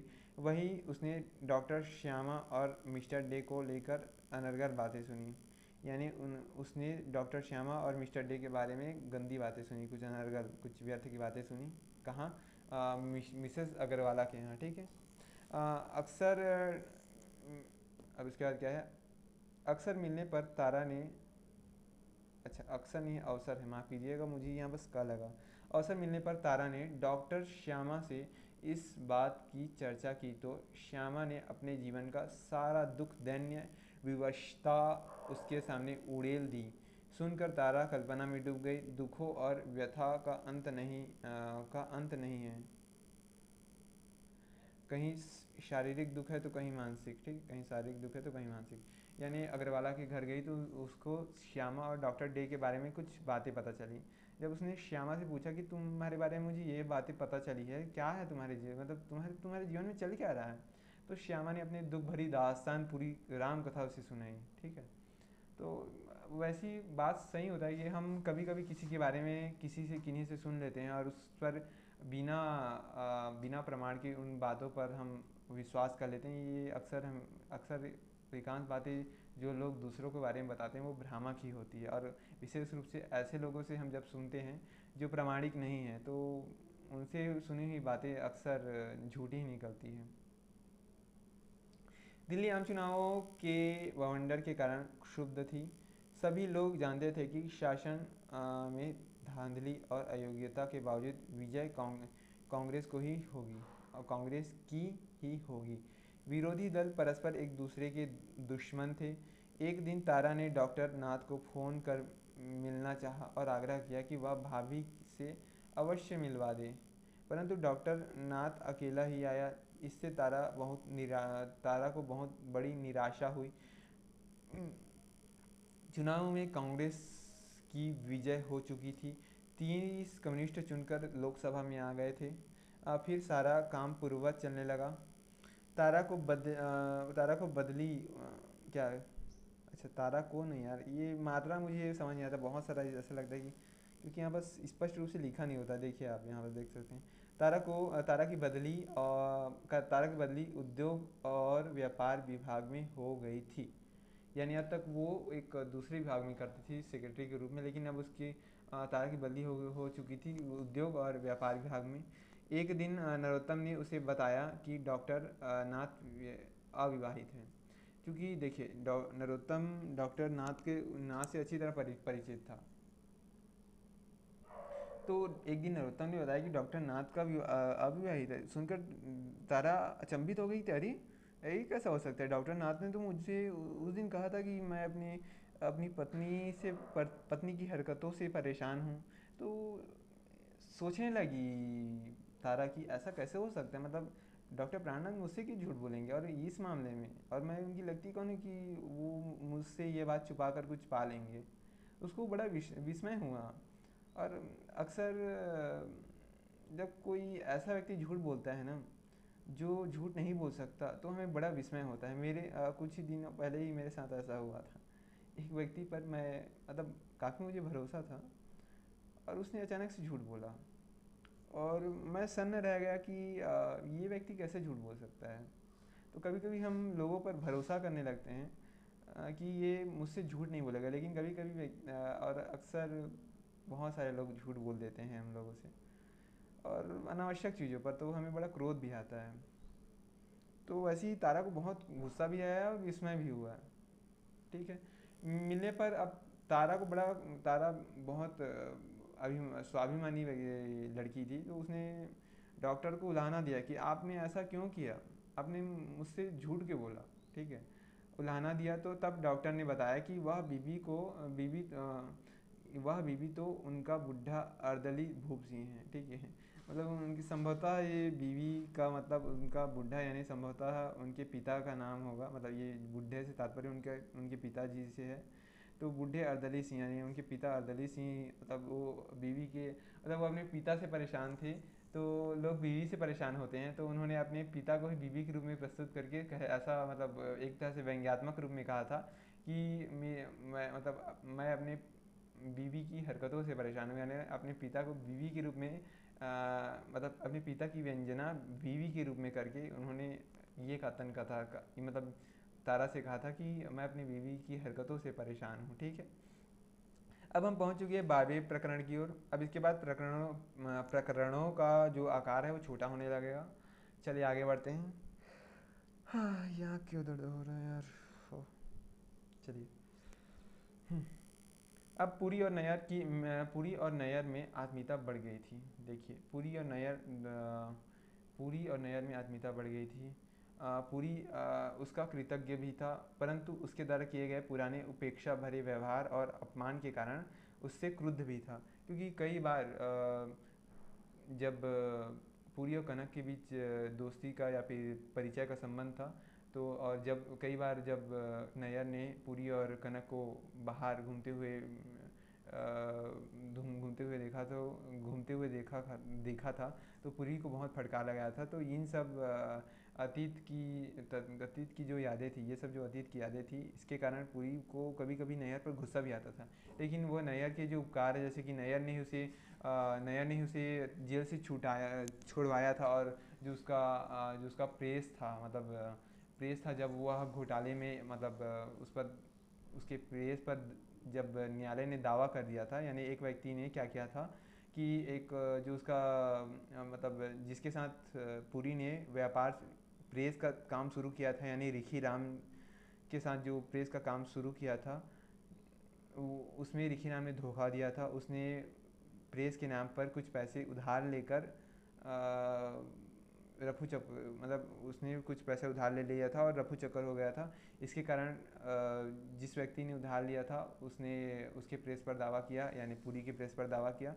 तो अंत में नैयर ने उसकी सहायता की, क्योंकि नैयर जो था वो वकील था, बहुत लोकप्रिय वकील था और मतलब बहुत कुशल भी था। तो इसमें पुरी की सहायता नैयर ने की थी। तो नैयर ने उसकी कई बार सहायता की थी, इसलिए वह उससे दबा हुआ मतलब उसके प्रति कृतज्ञ था, ठीक है। तो अब नैयर की भी वह कुछ मतलब सहायता करना चाहता था, ताकि वह उसके कृतज्ञता के भाव से छूट सके, ठीक है। आमतौर पर लोगों में ये प्रवृत्ति होती है।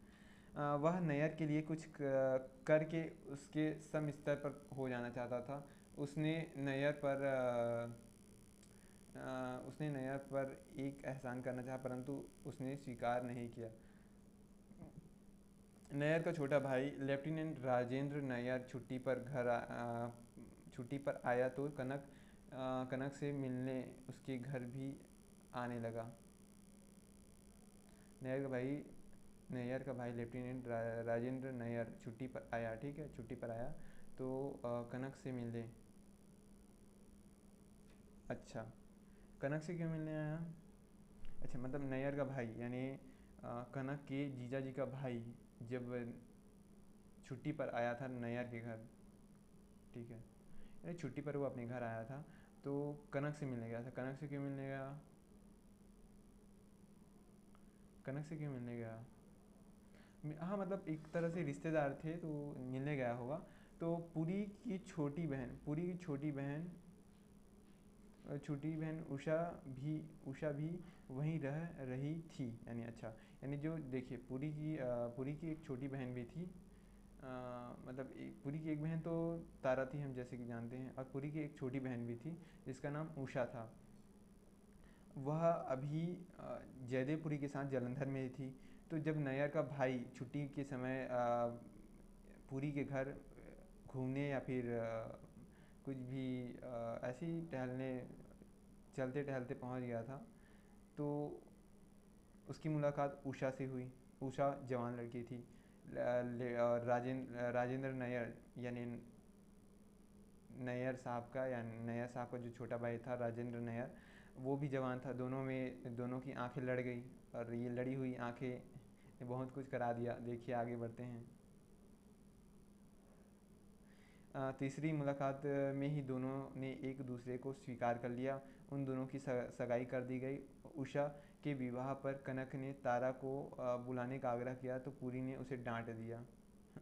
पूरी हमेशा डांटते रहता था कनक को, देखिए। सितंबर में माँ की तबीयत खराब होने की सूचना पाकर कनक की माँ की तबीयत खराब हो गई। और कनक का परिवार जो था वो कहाँ रहता था, वो दिल्ली में रहता था। तो जब उसकी माँ की तबीयत खराब हो गई तो क्या हुआ देखते हैं। मतलब मतलब उसने दिल्ली जाना चाहा, परंतु परंतु पूरी शिमला गया हुआ था। अच्छा, पूरी शिमला हो गया हुआ था। यानी जब कनक की माता की तबीयत खराब हुई, जो कि दिल्ली में थी, और कनक अभी जलंधर में है, ठीक है। तो कनक है जलंधर में और उसकी माँ है दिल्ली में, और कनक का पति अभी घर में नहीं है, वो शिमला गया है, यानी सूत जी के पास गया है। तो अब कनक घर में अकेले है, तो वो कैसे जाए। तो जाना चाहा, लेकिन वो जा नहीं सकी, क्योंकि उसके पति नहीं है उसके घर में, ठीक है। और उसका जो पति था वो अक्टूबर में लौटा, ठीक है। और सितंबर में उसकी माँ का तबीयत ख़राब था, और अक्टूबर में 1 महीने बाद लौट रहा है। अब वो मतलब उसकी कनक जा नहीं सके अपनी माँ के पास। उसी समय शीलो के भाई किशोर चंद ने बताया कि शीलो 3 बरस से गायब है।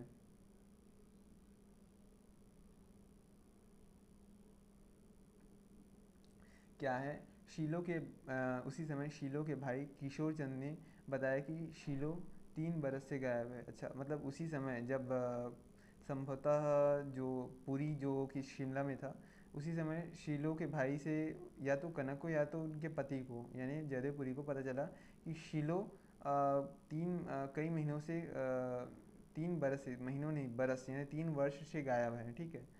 तो अब जयदेव यानी शीलो यानी किसकी, जयदेव की चचेरी बहन है, ठीक है। शीलो यानी उसके बड़े पापा की बेटी है।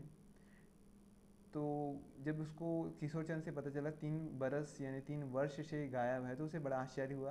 तारा तारा उसे अपने साथ लिवा ले गई थी। अच्छा, तारा उसे अपने साथ लिवा ले गई थी। अब शीलो के ससुराल वाले संबंध विच्छेद करने की धमकी दे रहे थे। यानी देखिए, यानी क्या हो रहा था कि चूँकि शीलो अपने ससुराल को छोड़कर जा चुकी थी, और इसमें उसकी सहायता तारा ने किया था। और तारा ने भी सहायता इसलिए किया था क्योंकि उसका जो शीलो का जो पति था, वो उसको मतलब एक तरह से प्रताड़ित करने लगा था कि ये जो बच्चा है वो रतन का है, तुम रतन के घर में ही जाकर रहो, तुम मेरी बीवी नहीं हो, फलाना हो ढिमका हो। तो शीलो का भी अब अपने पति के साथ रहना दुश्वार हो गया था। तो उसने तारा की मदद ली, और उसने उस घर छोड़ दिया और रतन के साथ रहने लगी थी। तो यहीं इसी बात की घटना ये जो पैराग्राफ है वो संबंधित है, कि मतलब उसका बैकग्राउंड बताया जा रहा है कि इधर शीलो और तारा के बीच जो हुआ वो तो बताया जा चुका है। अब इधर क्या होगा, मतलब इस घर वालों के संबंध में क्या होगा, वो इस पैराग्राफ में बताया गया है। कि अब शीलो के भाई, अब याद रखिएगा शीलो का एक भाई भी है। किशोर चंद ने बताया कि शीलो 3 बरस से गायब है। अब ससुराल से गायब हो चुकी है, तो ससुराल वालों ने तो मायके वाले को बताया नहीं होगा कि शीलो कहाँ गई। तो तारा अब चूँकि तारा उसे लेवा ले गई थी, ठीक है। अब आगे देखते हैं होता क्या है। अब तारा उसे अपने साथ लेवा ले गई थी। अब शीलो के ससुराल वाले संबंध तोड़ना चाहते थे, मतलब संबंध विच्छेद करने की धमकी दे रहे थे, ठीक है। तो अब चूँकि तारा अब घर में है ही नहीं, सॉरी, शीलो अपने ससुराल को छोड़कर चली गई है। तो ये जो ससुराल वाले थे वो शीलो के माता पिता व उसके भाई को धमकी दे रहे थे कि अब हम संबंध तोड़ देंगे। अब आपकी मतलब अगर आपकी बेटी है ही नहीं, तो आपके और हमारे बीच संबंध ही कैसा। सुनकर पूरी चिंतित हो उठा। अब भाई को चिंतित होना स्वाभाविक है। भले ही उसका चचेरा भाई, लेकिन भाई तो है ना। पूरी चिंतित हो उठा। किशोर चंद ने तारा के चरित्र पर लांछन लगाया। अच्छा, अब किशोर चंद देखिए, अच्छा मतलब जो शीलो को घर से भगाने में या फिर घर से दूर करने में तारा का हाथ था। अब किशोर चंद यानी शीलो के भाई ने अपनी बहन को भगाने के पीछे तारा को उत्तरदायी ठहराया और तारा को चरित्रहीन बताया और उसके चरित्र पर लांछन लगाया। सोचिए कितनी मतलब। अब उसकी बहन देखिए लक्ष्मी जो किशोर चंद है जो कि शीलो का सगा भाई है। अब वो उसकी बहन चली गई है छोड़कर, तो जिसने उसको घर छोड़ने में मदद किया है, जिसने उसकी घर छोड़ने में मदद की है, उस वह उसी को दोषी ठहरा रहा है कि इसी ने ये सब चीज़ किया और ये चरित्रहीन है। अब देखते हैं। पूरी को बहुत बुरा लगा। अब वो अपनी बहन के बारे में ऐसा सुनेगा तो उसको कैसा लगेगा। तारा तो उसकी बहन है ना, कि जयदेव पुरी की सगी बहन है, तो उसको बड़ा बुरा लगा। पुरी ने कनक से कहा कि वह पुरी ने अच्छा मतलब पुरी ने अपनी पत्नी कनक से कहा कि वह किशोर चंद और हरि के साथ दिल्ली जाकर वास्तविकता का पता लगाए। अच्छा मतलब क्या है कि किशोर चंद कहाँ है, याद रखिए किशोर चंद उसका भाई है। वो किशोर चंद हरि के साथ दिल्ली जाकर, अच्छा किशोर चंद भी संभवतः दिल्ली में नहीं रहता, क्योंकि जो ये मतलब जो शीलो का परिवार है वो संभवतः किसी दूसरी जगह में रहता होगा। तो पूरी कनक से कहता है कि देखो मैं काम में व्यस्त हूँ, तुम हरि और किशोर चंद यानी शीलो के भाई के साथ दिल्ली जाओ और वहाँ पता लगाओ। ठीक है, तो पता लगाने के लिए कहा। कनक दिल्ली जाकर रतन से मिली। अब रतन और ये सब यहीं रहते थे। कहाँ रहते थे? दिल्ली में। यानी शीलो का जो ससुराल था वो दिल्ली में था, मतलब अभी उनका ससुराल की स्थिति थी दिल्ली, यानी उनके ससुराल दिल्ली में था और रतन भी दिल्ली में रहता था, तारा भी दिल्ली में रहती थी। तो पुरी ने कनक को भेजा दिल्ली, ठीक है, कुछ लोगों के साथ। किसके साथ? किशोर चंद और हरि के साथ। उसने शाम को तारा के यहाँ ले चलने का वायदा किया।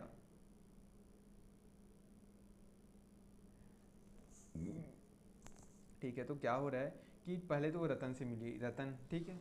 अब रतन ने कहा कि रतन से उसने कहा कि मुझे तारा से मिलना है। तो रतन ने कहा ठीक है, मैं तुमको शाम को चलते हैं तारा के घर, ठीक है।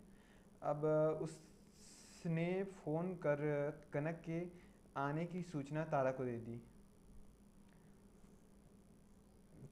यानी रतन ने तारा को पहले ही फ़ोन करके बता दिया कि देखो कनक जलंधर से आ गई है तुमसे हमसे मिलने के लिए। तो वो हमसे मिल चुकी है, अब तुमसे भी मिलना चाहती है। तो उसने यानी किसने यानी मतलब रतन ने कनक के मिलने से पहले ही तारा को बता दिया कि कनक तुमसे मिलने आई है और वो आज शाम को आने वाली है। कनक और तारा 5.5 वर्ष बाद मिली थी। ठीक है, बहुत लंबे समय बाद मिली थी। कनक के साथ उसकी बेटी जया भी थी। यानी कनक की एक बेटी हो चुकी थी। मैं पहले ही बता चुका हूँ कि वह गर्भवती थी बीच में। तो उसकी एक बेटी भी थी और साथ ही कनक के साथ कंचन भी थी। अच्छा मतलब कनक की जो छोटी बहन है कंचन, तो वह मतलब कनक की छोटी बहन भी थी उसके साथ। वे लोग चाय मतलब ऐसा नहीं रहना चाहिए, वे लोग चाय पी रही थी, वे लोग चाय पी रहे थे, ऐसा होना चाहिए। वे लोग चाय पी रही थी कि नरोत्तम आ गया। ठीक है, नरोत्तम आ गया। नरोत्तम कौन है? तारा के घर में हमेशा आने जाने वाला व्यक्ति है। कंचन ने उसे बताया कि आर्थिक स्थिति खराब हो जाने के कारण वह एक कॉलेज में केमिस्ट्री पढ़ा रही है। कंचन, अच्छा कंचन कनक, अच्छा ऐसा। यानी कनक का परिवार भी अभी थोड़ा आर्थिक तंगियों से जूझ रहा है, तभी कंचन को अपने परिवार की सहायता करने के लिए एक कॉलेज में केमिस्ट्री पढ़ाना पड़ रहा है। यह बात नरोत्तम को गड़ गई यानी मतलब चुभ गई एक तरह से। ठीक है। तारा और कनक बात करने दूसरे कमरे में चली गई। अब चूँकि कनक उससे पर्सनली यानी व्यक्तिगत रूप से बात करना चाहती थी तारा से, तो वह दूसरे कमरे में चली गई। तारा ने शीलो की परिस्थिति और रतन के पुराने संबंधों के बारे में बताते हुए कहा कि शीलो अब रतन के साथ खुश है। अच्छा, शीलो अब रतन के साथ खुश है, यानी उसके जो शीलो है उसके और उसके पति के बीच संबंध विच्छेद हो गया है और शीलो अब कभी भी अपने पति के साथ नहीं रहना चाहती और वह रतन के साथ सुखी है। उसने दोनों को केवल मिला दिया था, मतलब वो बोले कि मैंने बस काम इतना किया कि मैंने बस दोनों को मिला दिया, ठीक है, इसमें उसका कोई दोष नहीं। कनक ने बताया कि सोमराज जालंधर में है।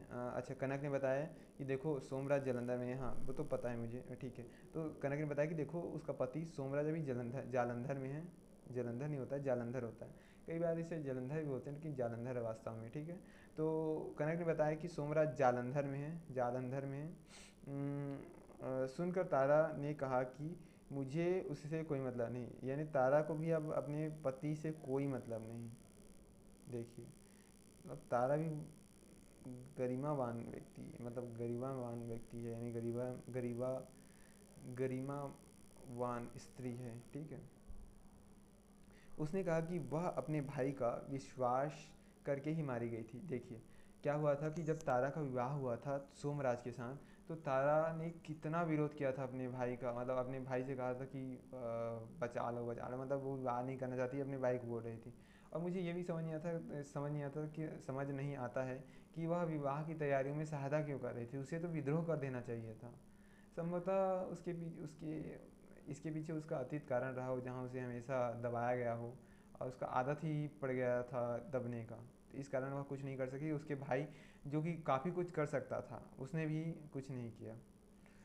तो इसके कारण वह अपने भाई से नाराज़ थी, ठीक है, यानी जयदेवपुरी से नाराज़ थी।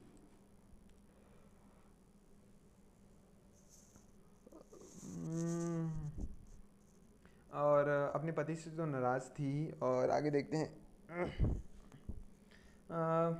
भाई ने उसके विरोध में कोई सहारा नहीं दिया था, ये तो ठीक है, भाई ने उसके विरोध में कोई सहारा नहीं दिया था, ठीक है। तारा ने कनक और कंचन को दूसरे दिन खाने पर बुलाया। तारा देखो, कनक और कंचन पहुंचे हैं दिल्ली तारा से मिलने के लिए। तो तारा ने दूसरे दिन, संभवतः ये कहीं ठहरे होंगे, तो तारा ने पूरा पुनः बुलाया उनको खाने के लिए। नरोत्तम उन्हें अपनी गाड़ी में छोड़ गया। अच्छा, वहाँ से लौटकर कनक ने किशोर चंद को बताया। अच्छा, मतलब वापस जब जाते समय कनक और कंचन जब वापस लौटने लगे, तो नरोत्तम ने उन्हें गाड़ी में बैठा दिया, यानी ट्रेन में बैठा दिया। वहाँ से लौटकर कनक ने किशोर चंद, जो कि शीलो का भाई है, सगा भाई है, ठीक है, यानी शीलो का भाई है, उसको बताया कि शीलो के पति ने शीलो को छोड़ दिया था, इसलिए वह रतन के पास चली गई। अच्छा, तो उसने भाई को स्पष्ट बताया कि देखो तुम्हारी बहन इसलिए छोड़ के चली गई है क्योंकि उसके पति ने उसे छोड़ दिया है, इसलिए वह रतन के पास चली गई। अब वह लौट नहीं सकती, उसके दो बच्चे हैं।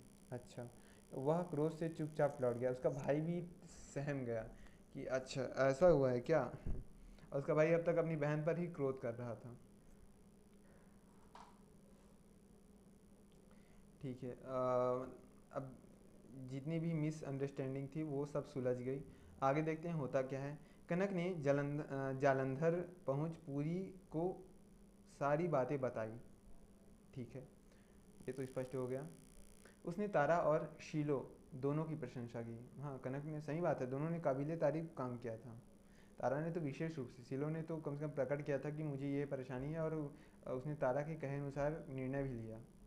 बस इसी को लेकर दोनों में ठन गई। अब जब कनक शीलो और तारा की प्रशंसा करने लगी, तो इसके कारण और जब उसने प्रशंसा किया होगा तो जयदेवपुरी को चुभा हुआ होगा, क्योंकि तारा की प्रशंसा करना एक तरह से उसका अपमान करना है, क्योंकि तारा ने जो जो निर्णय लिया था वो उसके भाई के विरुद्ध था। तो जब कनक ने उसकी प्रशंसा की, उसकी छाती पर तो छुरा चल गया होगा।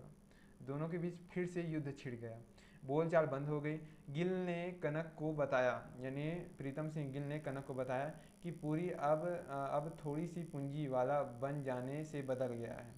मतलब संभवतः उसकी आर्थिक स्थिति खराब होने लगी थी, यानी किसकी, पूरी की। और वह उलट पुलट से घबराता है, यानी घबराता है, ये कड़ा क्यों लिखा है नहीं पता। संभवतः उस समय यही शब्द प्रयोग किए हुए होंगे। तो वह उलट पलट से घबराता है। उसका आगे लिखा है, तुम बेकार में उसे चिढ़ा देती हो, यानी बीच बीच में जो तारीफ़ें कर देती है ना, मतलब उसकी जो पत्नी है कनक, वो कई बार उसकी स्थिति के बारे में तारीफ कर देती है कि आप तो एक प्रेस के मालिक हैं, ऐसा ऐसा कुछ करती होगी। तो इस ये जो बातें हैं वो उसे बहुत मतलब इन बातों से उसे बहुत चिढ़ होता था कि इसको, जयदेवपुरी को। गिल ने दोनों को स्नेह मतलब क्या लिखा है, कनक ने कहा कि मैंने झूठ को सहने के लिए सबका विरोध नहीं किया था। अच्छा, मतलब कनक और गिल के बीच बातचीत हो रही है कि कनक बता रही है कि देखो मैंने झूठ की सहने के लिए सबका विरोध नहीं किया था। यानी सबका विरोध मतलब एक समय था जब कनक ने सबके विरोध में जाकर मतलब अपने मन की मतलब अपनी इच्छा को मानकर, यानी उससे उस समय जयदेवपुरी पसंद था, तो सभी सभी झूठ को सहने के लिए। अच्छा, यानी वो बोल रही है कि मैंने ये जो मेरे साथ हो रहा है इसके लिए मैंने सबका विरोध नहीं किया था, मतलब अपने पूरे परिवार से लड़ाई करके सब लोगों से जूझ कर उसने विवाह किया था जयदेवपुरी से। तो बोल रही कि क्या मैंने ये दिन देखने के लिए या ये सब लोगों से विद्रोह किया था। आगे देखते हैं होता क्या है। गिल ने दोनों को स्नेह स्नेह से डांटते हुए समझाया तो पूरी कुछ खुला। अच्छा, गिल ने दोनों को डांटा, मतलब गिल बड़ा इन दोनों के बीच मीडिएटर का काम कर रहा था। कनक को अच्छा लगा, पूरी विधानसभा के लिए चुन लिया गया था। एक दिन एक सिख उसके घर के सामने धरना देकर बैठ गया कि जब तक सरकार द्वारा छीनी गई उसकी ज़मीन उसे वापस नहीं मिल जाएगी। अच्छा, चूंकि यह विधानसभा का मेंबर बन गया था तो उसके सामने एक व्यक्ति आके एक सिख ने बैठ गया कि भाई जब तक मेरी ज़मीन नहीं मिलेगी तब तक वह नहीं उठेगा। पुरी ने उसे बहुत समझाया, वह नहीं माना तो पुरी ने पुलिस बुलाकर उसे जेल भिजवा दिया। एक दिन पुरी की अनुपस्थिति में कनक ने नाजी एक जो कि पत्रिका है का संपादकीय लिखते हुए राष्ट्रीयकरण और इवेक्वी जमीन के बंटवारे पर एक तीखा लेख लिखा। उसे पढ़कर पुरी और सूद जी दोनों ही खिन्न और नाराज़ हो उठे। सूद जी ने धमकी दी कि दोबारा ऐसा होने पर प्रेस में ताला लगवा देंगे। यानी अब इनके बीच और जो कटुता थी वो बढ़ने लगी। देखिए, अब ये जो घटना है ये तो उतना छोटा है, ये तो उतना महत्व का नहीं है क्योंकि विधानसभा सदस्य बना तो ये सब घटना होना स्वाभाविक ही है। तो ये बात इसमें महत्वपूर्ण नहीं वाला। तो एक दिन गलती से मतलब कुछ कारणवश कनक ने नाजिर का संपादकीय लिख दिया और उसमें राष्ट्रीयकरण और इक्वेवी ज़मीन के बंटवारे के बारे में तीखा लिख दिया जो कि कांग्रेस के विरुद्ध था। सूद जी कांग्रेस के व्यक्ति थे। अब उनको ये बात तीर की तरह चुभ गई। अब उन्होंने धमकी दे दी कि अगर तुमने ऐसा लेख अगर छपा तो ताला लगवा देंगे प्रेस में। ठीक है, तो क्या हो रहा है यहाँ, घटना क्या हो रही है, ये सब बातें समझ में आ रही ना। बहुत बहुत जटिल है। आप अंत में पढ़ते पढ़ते ऐसा होता है कि दिमाग घूम जाता है, मतलब बहुत यहाँ वहाँ, ये बहुत लंबी कहानी है। जगहें इतनी ज़्यादा बदल रही, कभी हम दिल्ली जा रहे हैं, कभी जालंधर जा रहे हैं, कभी लखनऊ जा रहे हैं, कभी लाहौर जा रहे हैं, तो कभी शिमला जा रहे हैं, तो कभी नैनीताल जा रहे हैं, तो कभी अलीगढ़ जा रहे हैं। जगहें ऐसे बदल रही है कि यहाँ वहाँ इतना कन्फ्यूज़न हो जाता है कभी कभी। ठीक है, शिमला में पुरी को उर्मिला मिली। अच्छा, शिमला में पुरी को उर्मिला मिली, याद रखिएगा। पुरी सूत जी से मिलने शिमला जाया करता था, वहाँ उनको उर्मिला मिली। उर्मिला कौन है? उर्मिला वह लड़की है। उर्मिला कौन है? उर्मिला उर्मिला के बारे में बता देता हूँ कि जब कनक पुरी के घर में पहुँची थी तो जो लड़की उसके साथ पुरी के साथ वहाँ थी वो उर्मिला ही थी। तो शिमला में पुरी की भेंट उर्मिला से हुई। पुरी ने उसके प्रति पुनः झुकना चाहा परंतु वह विमुख रही। यानी अब उर्मिला को समझ में आने लगा था जीवन का सत्य। ठीक है, अब वह विमुख ही रही। फिर उसने एक डॉक्टर से शादी कर ली। अच्छा, डॉक्टर से शादी कर ली, वाह। इस समाचार को सुन पूरी खिन्न मनस्थिति में घर लौटा। कनक दफ्तर जा चुकी थी। यह देख पूरी ने सोचा कि कनक को अब दफ्तर के भार से मुक्त घर पर ही रहना चाहिए। यानी उसको लगने लगा, वो उसमें भी पुरुषवादी मानसिकता थी कि घर स्त्रियों को घर में ही रहना चाहिए, तो वो भी सोचने लगा कि अब इसको तो भाई घर में ही रहना चाहिए, ये अपना चूल्हा चौका देख के बच्चे पाले, बच्चों और बच्चों को बड़ा करे, यही उसकी जिम्मेदारी है, उसका मानना यही था। तो क्या हुआ, एक सेकेंड यार, इतना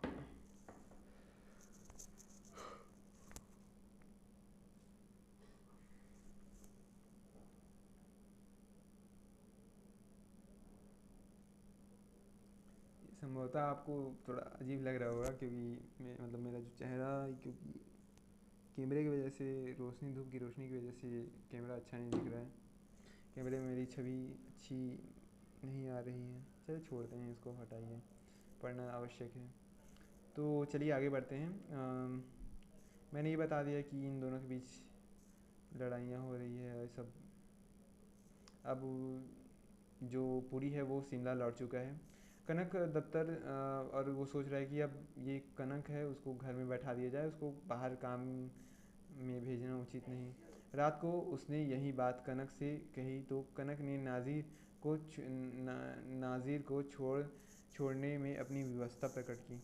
हाँ, मतलब वो भी कहने लगी कि मुझे भी छोड़ना ही है, व्यवस्था प्रकट की। इस व्यवहार से पूरी पूरी खिन्नता महसूस करने लगा, मतलब वो छोड़ने लगा। अब कभी भी देखो, अब उसकी मर्जी का हो रहा है, तब भी वो, उसका पति प्रसन्न नहीं है, देखिए। वह अब वह कनक से रूखा व्यवहार करने लगा। तीसरे दिन गिल के पूछने पर कनक ने स्पष्ट कह दिया कि उसका इस घर में रहना संभव नहीं है। यानी अब उनके बीच इतनी तकरार आ चुकी थी कि अब वह उसके साथ नहीं रह सकती थी। यानी कनक का कहना था कि अब वह जदियोपुरी के साथ उसके घर में नहीं रह सकती, और गिल से उसने यह स्पष्ट कह दिया था। आगे देखते हैं क्या होता है। तारा को डॉक्टर नाथ पर क्रोध था। तारा को डॉक्टर नाथ पर क्रोध था। अब क्यों क्रोध था वो आगे पता चलेगा। अप्रैल के अंतिम सप्ताह में मिसेज अग्रवाला के यहाँ डॉक्टर के साथ लौटते हुए जब डॉक्टर ने उससे ससुराल के संबंध में पूछा, तो तारा ने विवाह से लेकर अंत तक की सारी घटना संक्षेप में बता दी।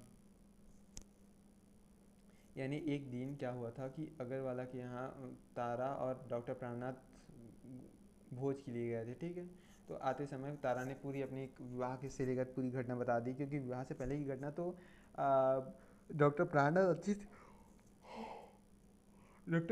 अच्छी तरह से जानते थे। तो बाकी की घटना उन्होंने बता दी कि मैं यहाँ कैसे आई, मेरे साथ और क्या क्या हुआ। डॉक्टर ने पुरी के व्यवहार पर विस्मय प्रकट किया है। जब उसे पता चला कि पुरी ने ऐसा व्यवहार किया कि उसके तारा के बार बार मना करने पर भी पुरी ने विवाह को होने दिया और कुछ विरोध नहीं किया, तो इससे पुरी के व्यवहार पर बड़ा डॉक्टर प्राणनाथ को बड़ा विस्मय हुआ, क्योंकि वो पुरी को बहुत उदार और समझदार और विवेकशील व्यक्ति समझते थे। लेकिन पुरी ने जो हरकत किया था वो बहुत ही लज्जाजनक था। उसने तारा को सारी दुख भरी सच्ची कहानी सुनने के बाद कहा कि तारा, तुम बहुत बहादुर हो, साहसी हो, ठीक है, तुम बहुत बहादुर हो, साहसी हो। इसके बाद डॉक्टर सरकारी काम में कुछ हफ्ता तक बाहर रहा।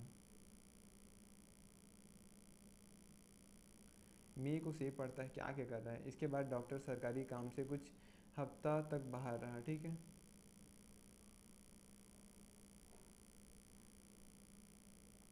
ठीक है यार, आँख इतना दर्द हो रहा है कि मैं क्या बताऊँ। इसके बाद डॉक्टर सरकारी काम से कुछ हफ्ता तक बाहर रहा। तारा उस पर अपना अधिकार समझने लगी थी। यानी तारा डॉक्टर प्राणनाथ पर अपना अधिकार समझने लगी थी। उसने सरकार से कर्ज लेकर एक नई गाड़ी खरीद ली थी। यानी तारा ने नई गाड़ी खरीदी थी, और संभवतः इसके पास तो गाड़ी रही ही होगी, डॉक्टर प्राणनाथ इतने बड़े व्यक्ति, तो तारा ने भी गाड़ी खरीद ली थी। एक दिन उसे डॉक्टर का तार मिला कि मैं तुमसे मिलकर नहीं आ सका।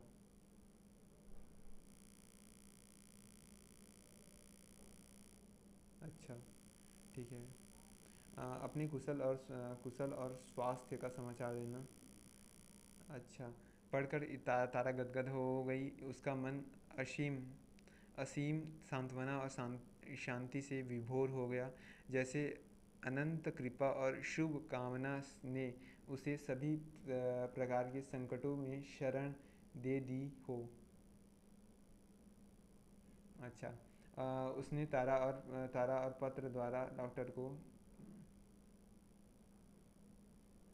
उसने तार और पत्र द्वारा डॉक्टर को अपनी कुशल सूचना भेज दी। अच्छा।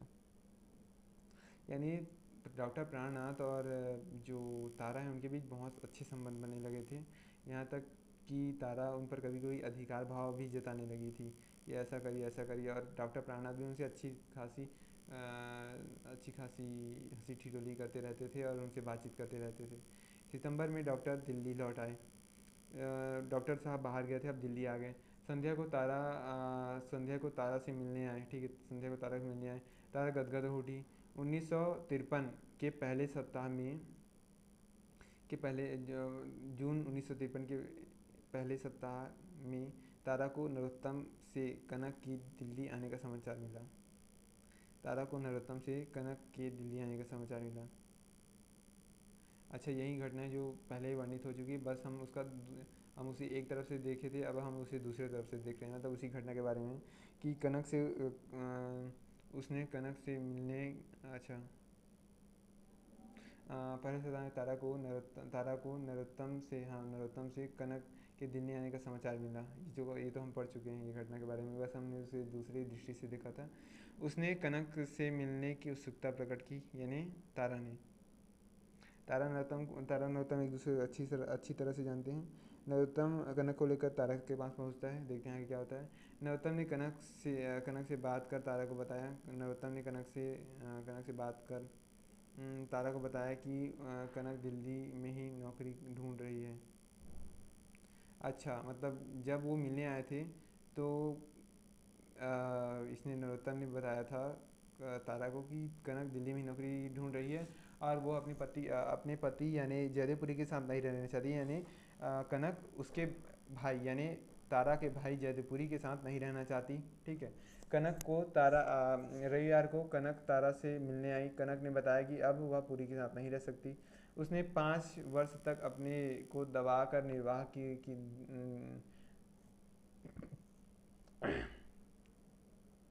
उसने 5 वर्ष तक अपने को दबा कर निवाह दिया। निवाह रहेगा, निभाह दिया, क्या रहेगा यार। ठीक है, उसका अर्थ ग्रहण कीजिए बस, कि उसने निर्वाह किया था। अब संभव नहीं है, हम लोगों की रुचि और प्रकृति एक दूसरे के अनुकूल नहीं है। अब नहीं निभा सकती। ठीक है, ओके। अब नहीं निभा सकती। कनक ने तारा संबंधी कई कटु प्रसंग भी बताए। कनक ने तारा संबंधी कई कटु प्रसंग भी बताए।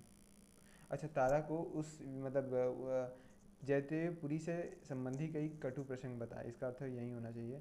तारा को कनक के प्रति ममता और सहानुभूति तथा भाई के प्रति विरक्ति होगी। अब कोई बहन है, वो अपने भाई के प्रति ऐसे समाचार सुनेगी और वो अपने भाई के प्रति मतलब उसके भाई के द्वारा उसके स्वयं के प्रति जो रवैया है वो तो स्वयं जानती है कि उसके भाई ने उसके साथ विवाह के समय कैसा किया था। मतलब तारा जब विरोध कर रही थी, वो वह विवाह नहीं करना चाहती सोमराज के साथ, लेकिन उसके भाई ने कोई सहायता नहीं किया।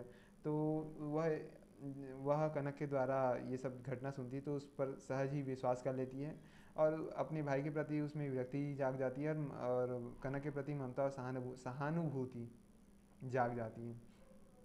कनक तारा की गोद कनक कनक बहुत दुखी थी। वह तारा की गोद में सिर रखकर देर तक रोती रही। ठीक है। पूरी और कनक के मनमुटाव को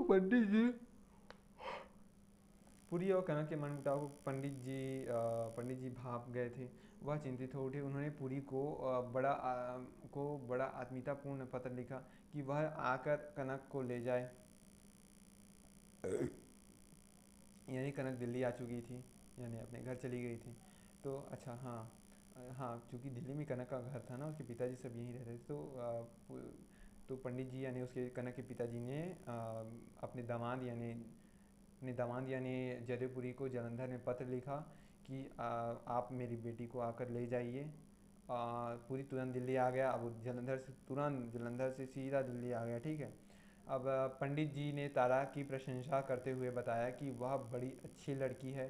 अच्छा, तारा की प्रशंसा होने लगी ना, जयदेवपुरी आया तो जयदेवपुरी अपने ससुर के यहाँ पहुँचाया और उसकी बहन की प्रशंसा की जाने लगी कि वो नौकरी करने लगी है और कनक की सहायता भी कर रही है नौकरी दिलाने में।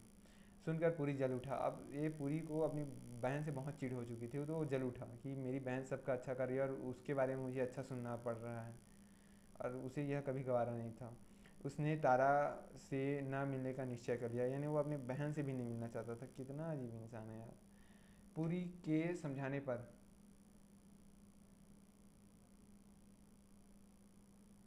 अरे यार, मैं क्या पढ़ रहा हूँ, मैंने मिस्टेक पढ़ा।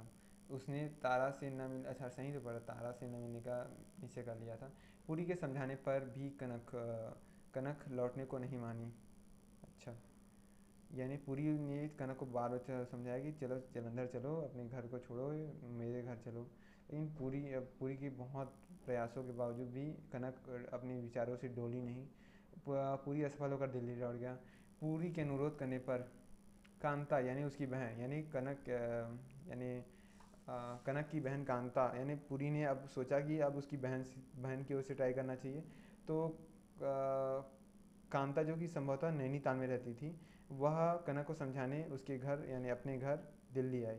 क्योंकि कांता और कनक बहन है तो उनका घर एक ही है, और कनक अभी अपने घर में यानी दिल्ली में है। तो कांता अपने घर यानी दिल्ली पहुंची और कनक को समझाने लगी कि तुम्हें जाकर रहना चाहिए पुरी के साथ। कनक ने उसे उर्मिला और पुरी के संबंध कनक ने उसे उर्मिला और पुरी के संबंध में बता दिया। इन्हें बता दिया कि ये लोग जब मैं नहीं थी तो इन लोग का रास लीला चल रहा था, ऐसा फलाना ढमका, और बढ़ चढ़ के बताया होगा मुझे, मेरे हिसाब से। कांता भी असफल होकर जलंधर लौट गई। अब कांता को भी जब पता चला ना उर्मिला और इसके रिश्ते के भी बारे में, तो वो असफल होकर जलंधर चली गई। संभवतः ये नैनीताल में नहीं रहते होंगे, क्योंकि अच्छा नहीं नहीं नहीं, नैनीताल में ही रहते थे।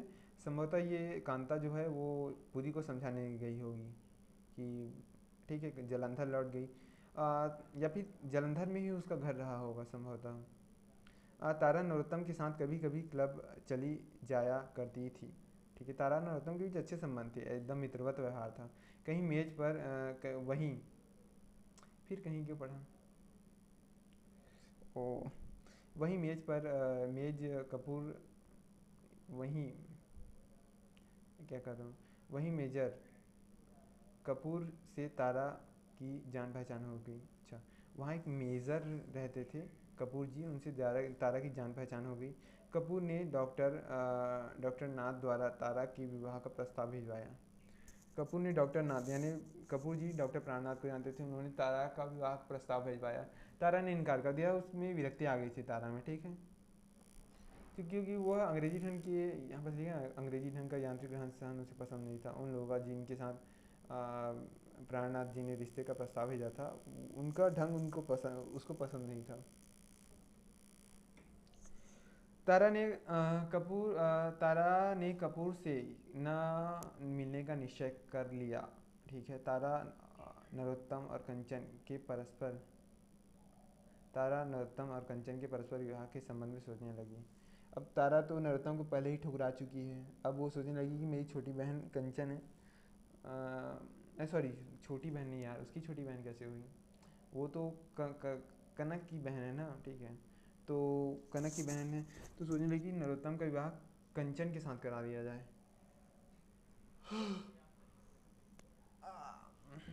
शरीर रखड़ गया। तो चलिए आखिरी पैराग्राफ पढ़ते हैं, मतलब इसके बाद वीडियो बंद करेंगे क्योंकि बहुत लंबा हो जाएगा। तारा के प्रयत्न से कनक को दिल्ली से 27 मील दूर अलीगंज में यानी तारा के प्रयत्न से कनक को दिल्ली से 27 मील दूर अलीगंज में समाज विकास केंद्र में अस्थायी नौकरी मिल गई। चूंकि कनक अब नौकरी ढूंढ रही थी दिल्ली में, और पूरी उसे लेवाने के लिए आया था और हार कर चला लौट गया था। तो कनक अब नौकरी के लिए प्रयासरत थी और उसे अंत में समाज विकास केंद्र में एक अस्थायी नौकरी मिल गई, जो कि जिसके लिए उसे अलीगंज जाना पड़ा, यानी अलीगंज में उसे एक मकान लेकर रहना पड़ा, आगे लिखा भी है। वहीं उसे एक मकान और परिचालिका भी मिल गई। अच्छा, उसे मकान मिल गया, जो कि वही मैंने बताया अभी। कनक कनक जया को लेकर नौकरी पर चली गई। ये जया कौन है, ये थोड़ा सा ढूंढने वाला है। जया कौन है, आगे देखते हैं अगर कुछ पता चलेगा। कनक जया को लेकर नौकरी पर चली गई। जया की, अच्छा हाँ, जया उसकी छोटी बहन है। किसकी छोटी बहन है?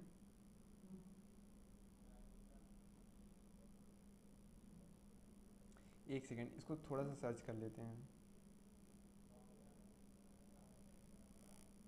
हम्म,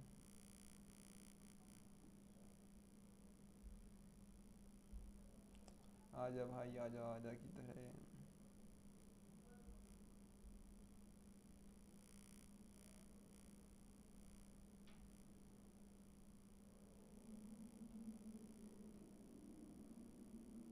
अच्छा, कनक के साथ उसकी बेटी जया। अच्छा, जया कनक की बेटी है, ठीक है ठीक है।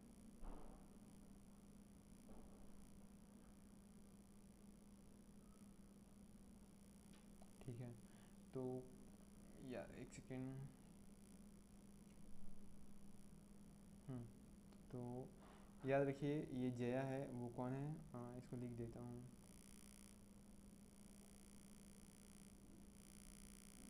ठीक है, तो जया कौन है? कनक की बेटी है। तो जब कनक जया को लेकर नौकरी पर चली गई, यानी कनक अलीगंज में जब चली गई अपनी नौकरी करने के लिए, तो जया को भी लेकर चली गई थी, लेकिन जया की पढ़ाई बाधित होने लगी थी।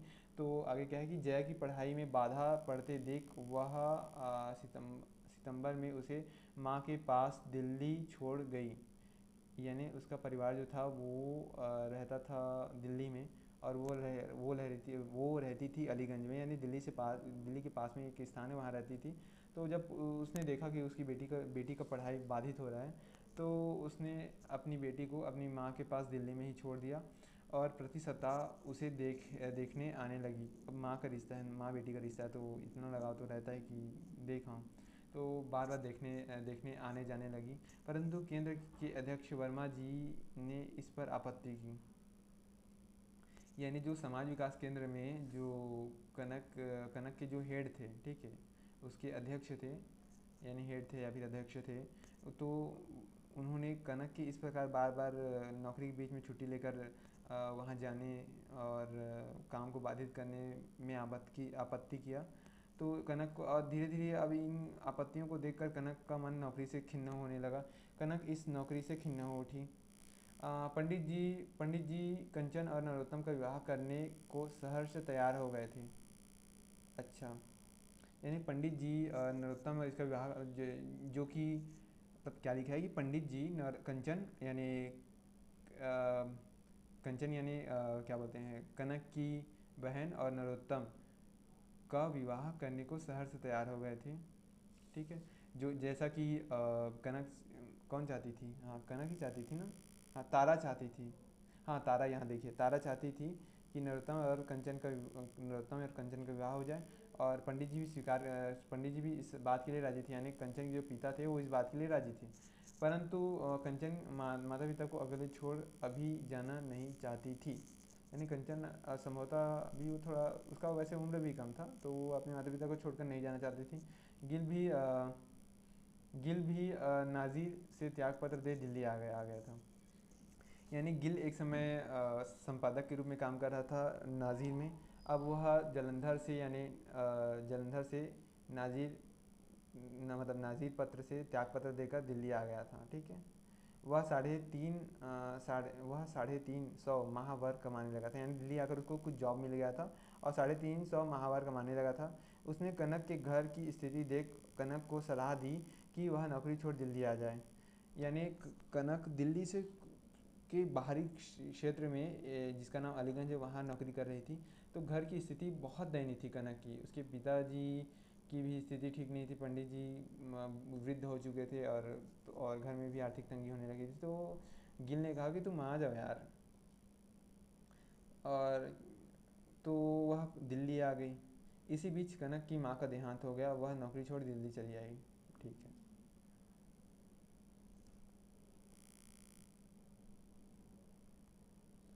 देखते हैं आगे क्या होता है। अब मुझे लगता है ये वीडियो बंद करना चाहिए क्योंकि बहुत लंबा हो जाएगा। ठीक है, तो चलिए यहाँ तक आकर वीडियो को रोकते हैं। अब मिलते हैं अगले वीडियो में। आशा है आपको यह वीडियो अच्छा लगा होगा, और जो जो कमियां हैं मुझे पता है मैं बोल अच्छा से नहीं पा रहा हूँ। संभवतः उसके पीछे कारण ये है कि मेरा उतना अभ्यास नहीं है, और कई लोग बिना अभ्यास के भी अच्छा बोल लेते हैं।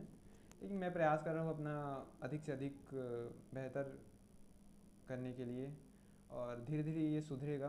और आपको जो जो त्रुटियां मुझ में दिखी होंगी उच्चारण संबंधी या पढ़ने संबंधी, या फिर और क्या करना चाहिए मुझे इस तरह पढ़ाने में ताकि और यह उपयोगी बन सके, तो वो सब जो सुझाव है उसे आप कमेंट बॉक्स में डाल सकते हैं। तो पूरी वीडियो को देखने के लिए धन्यवाद। मिलते हैं अगले वीडियो में। जय हिंद।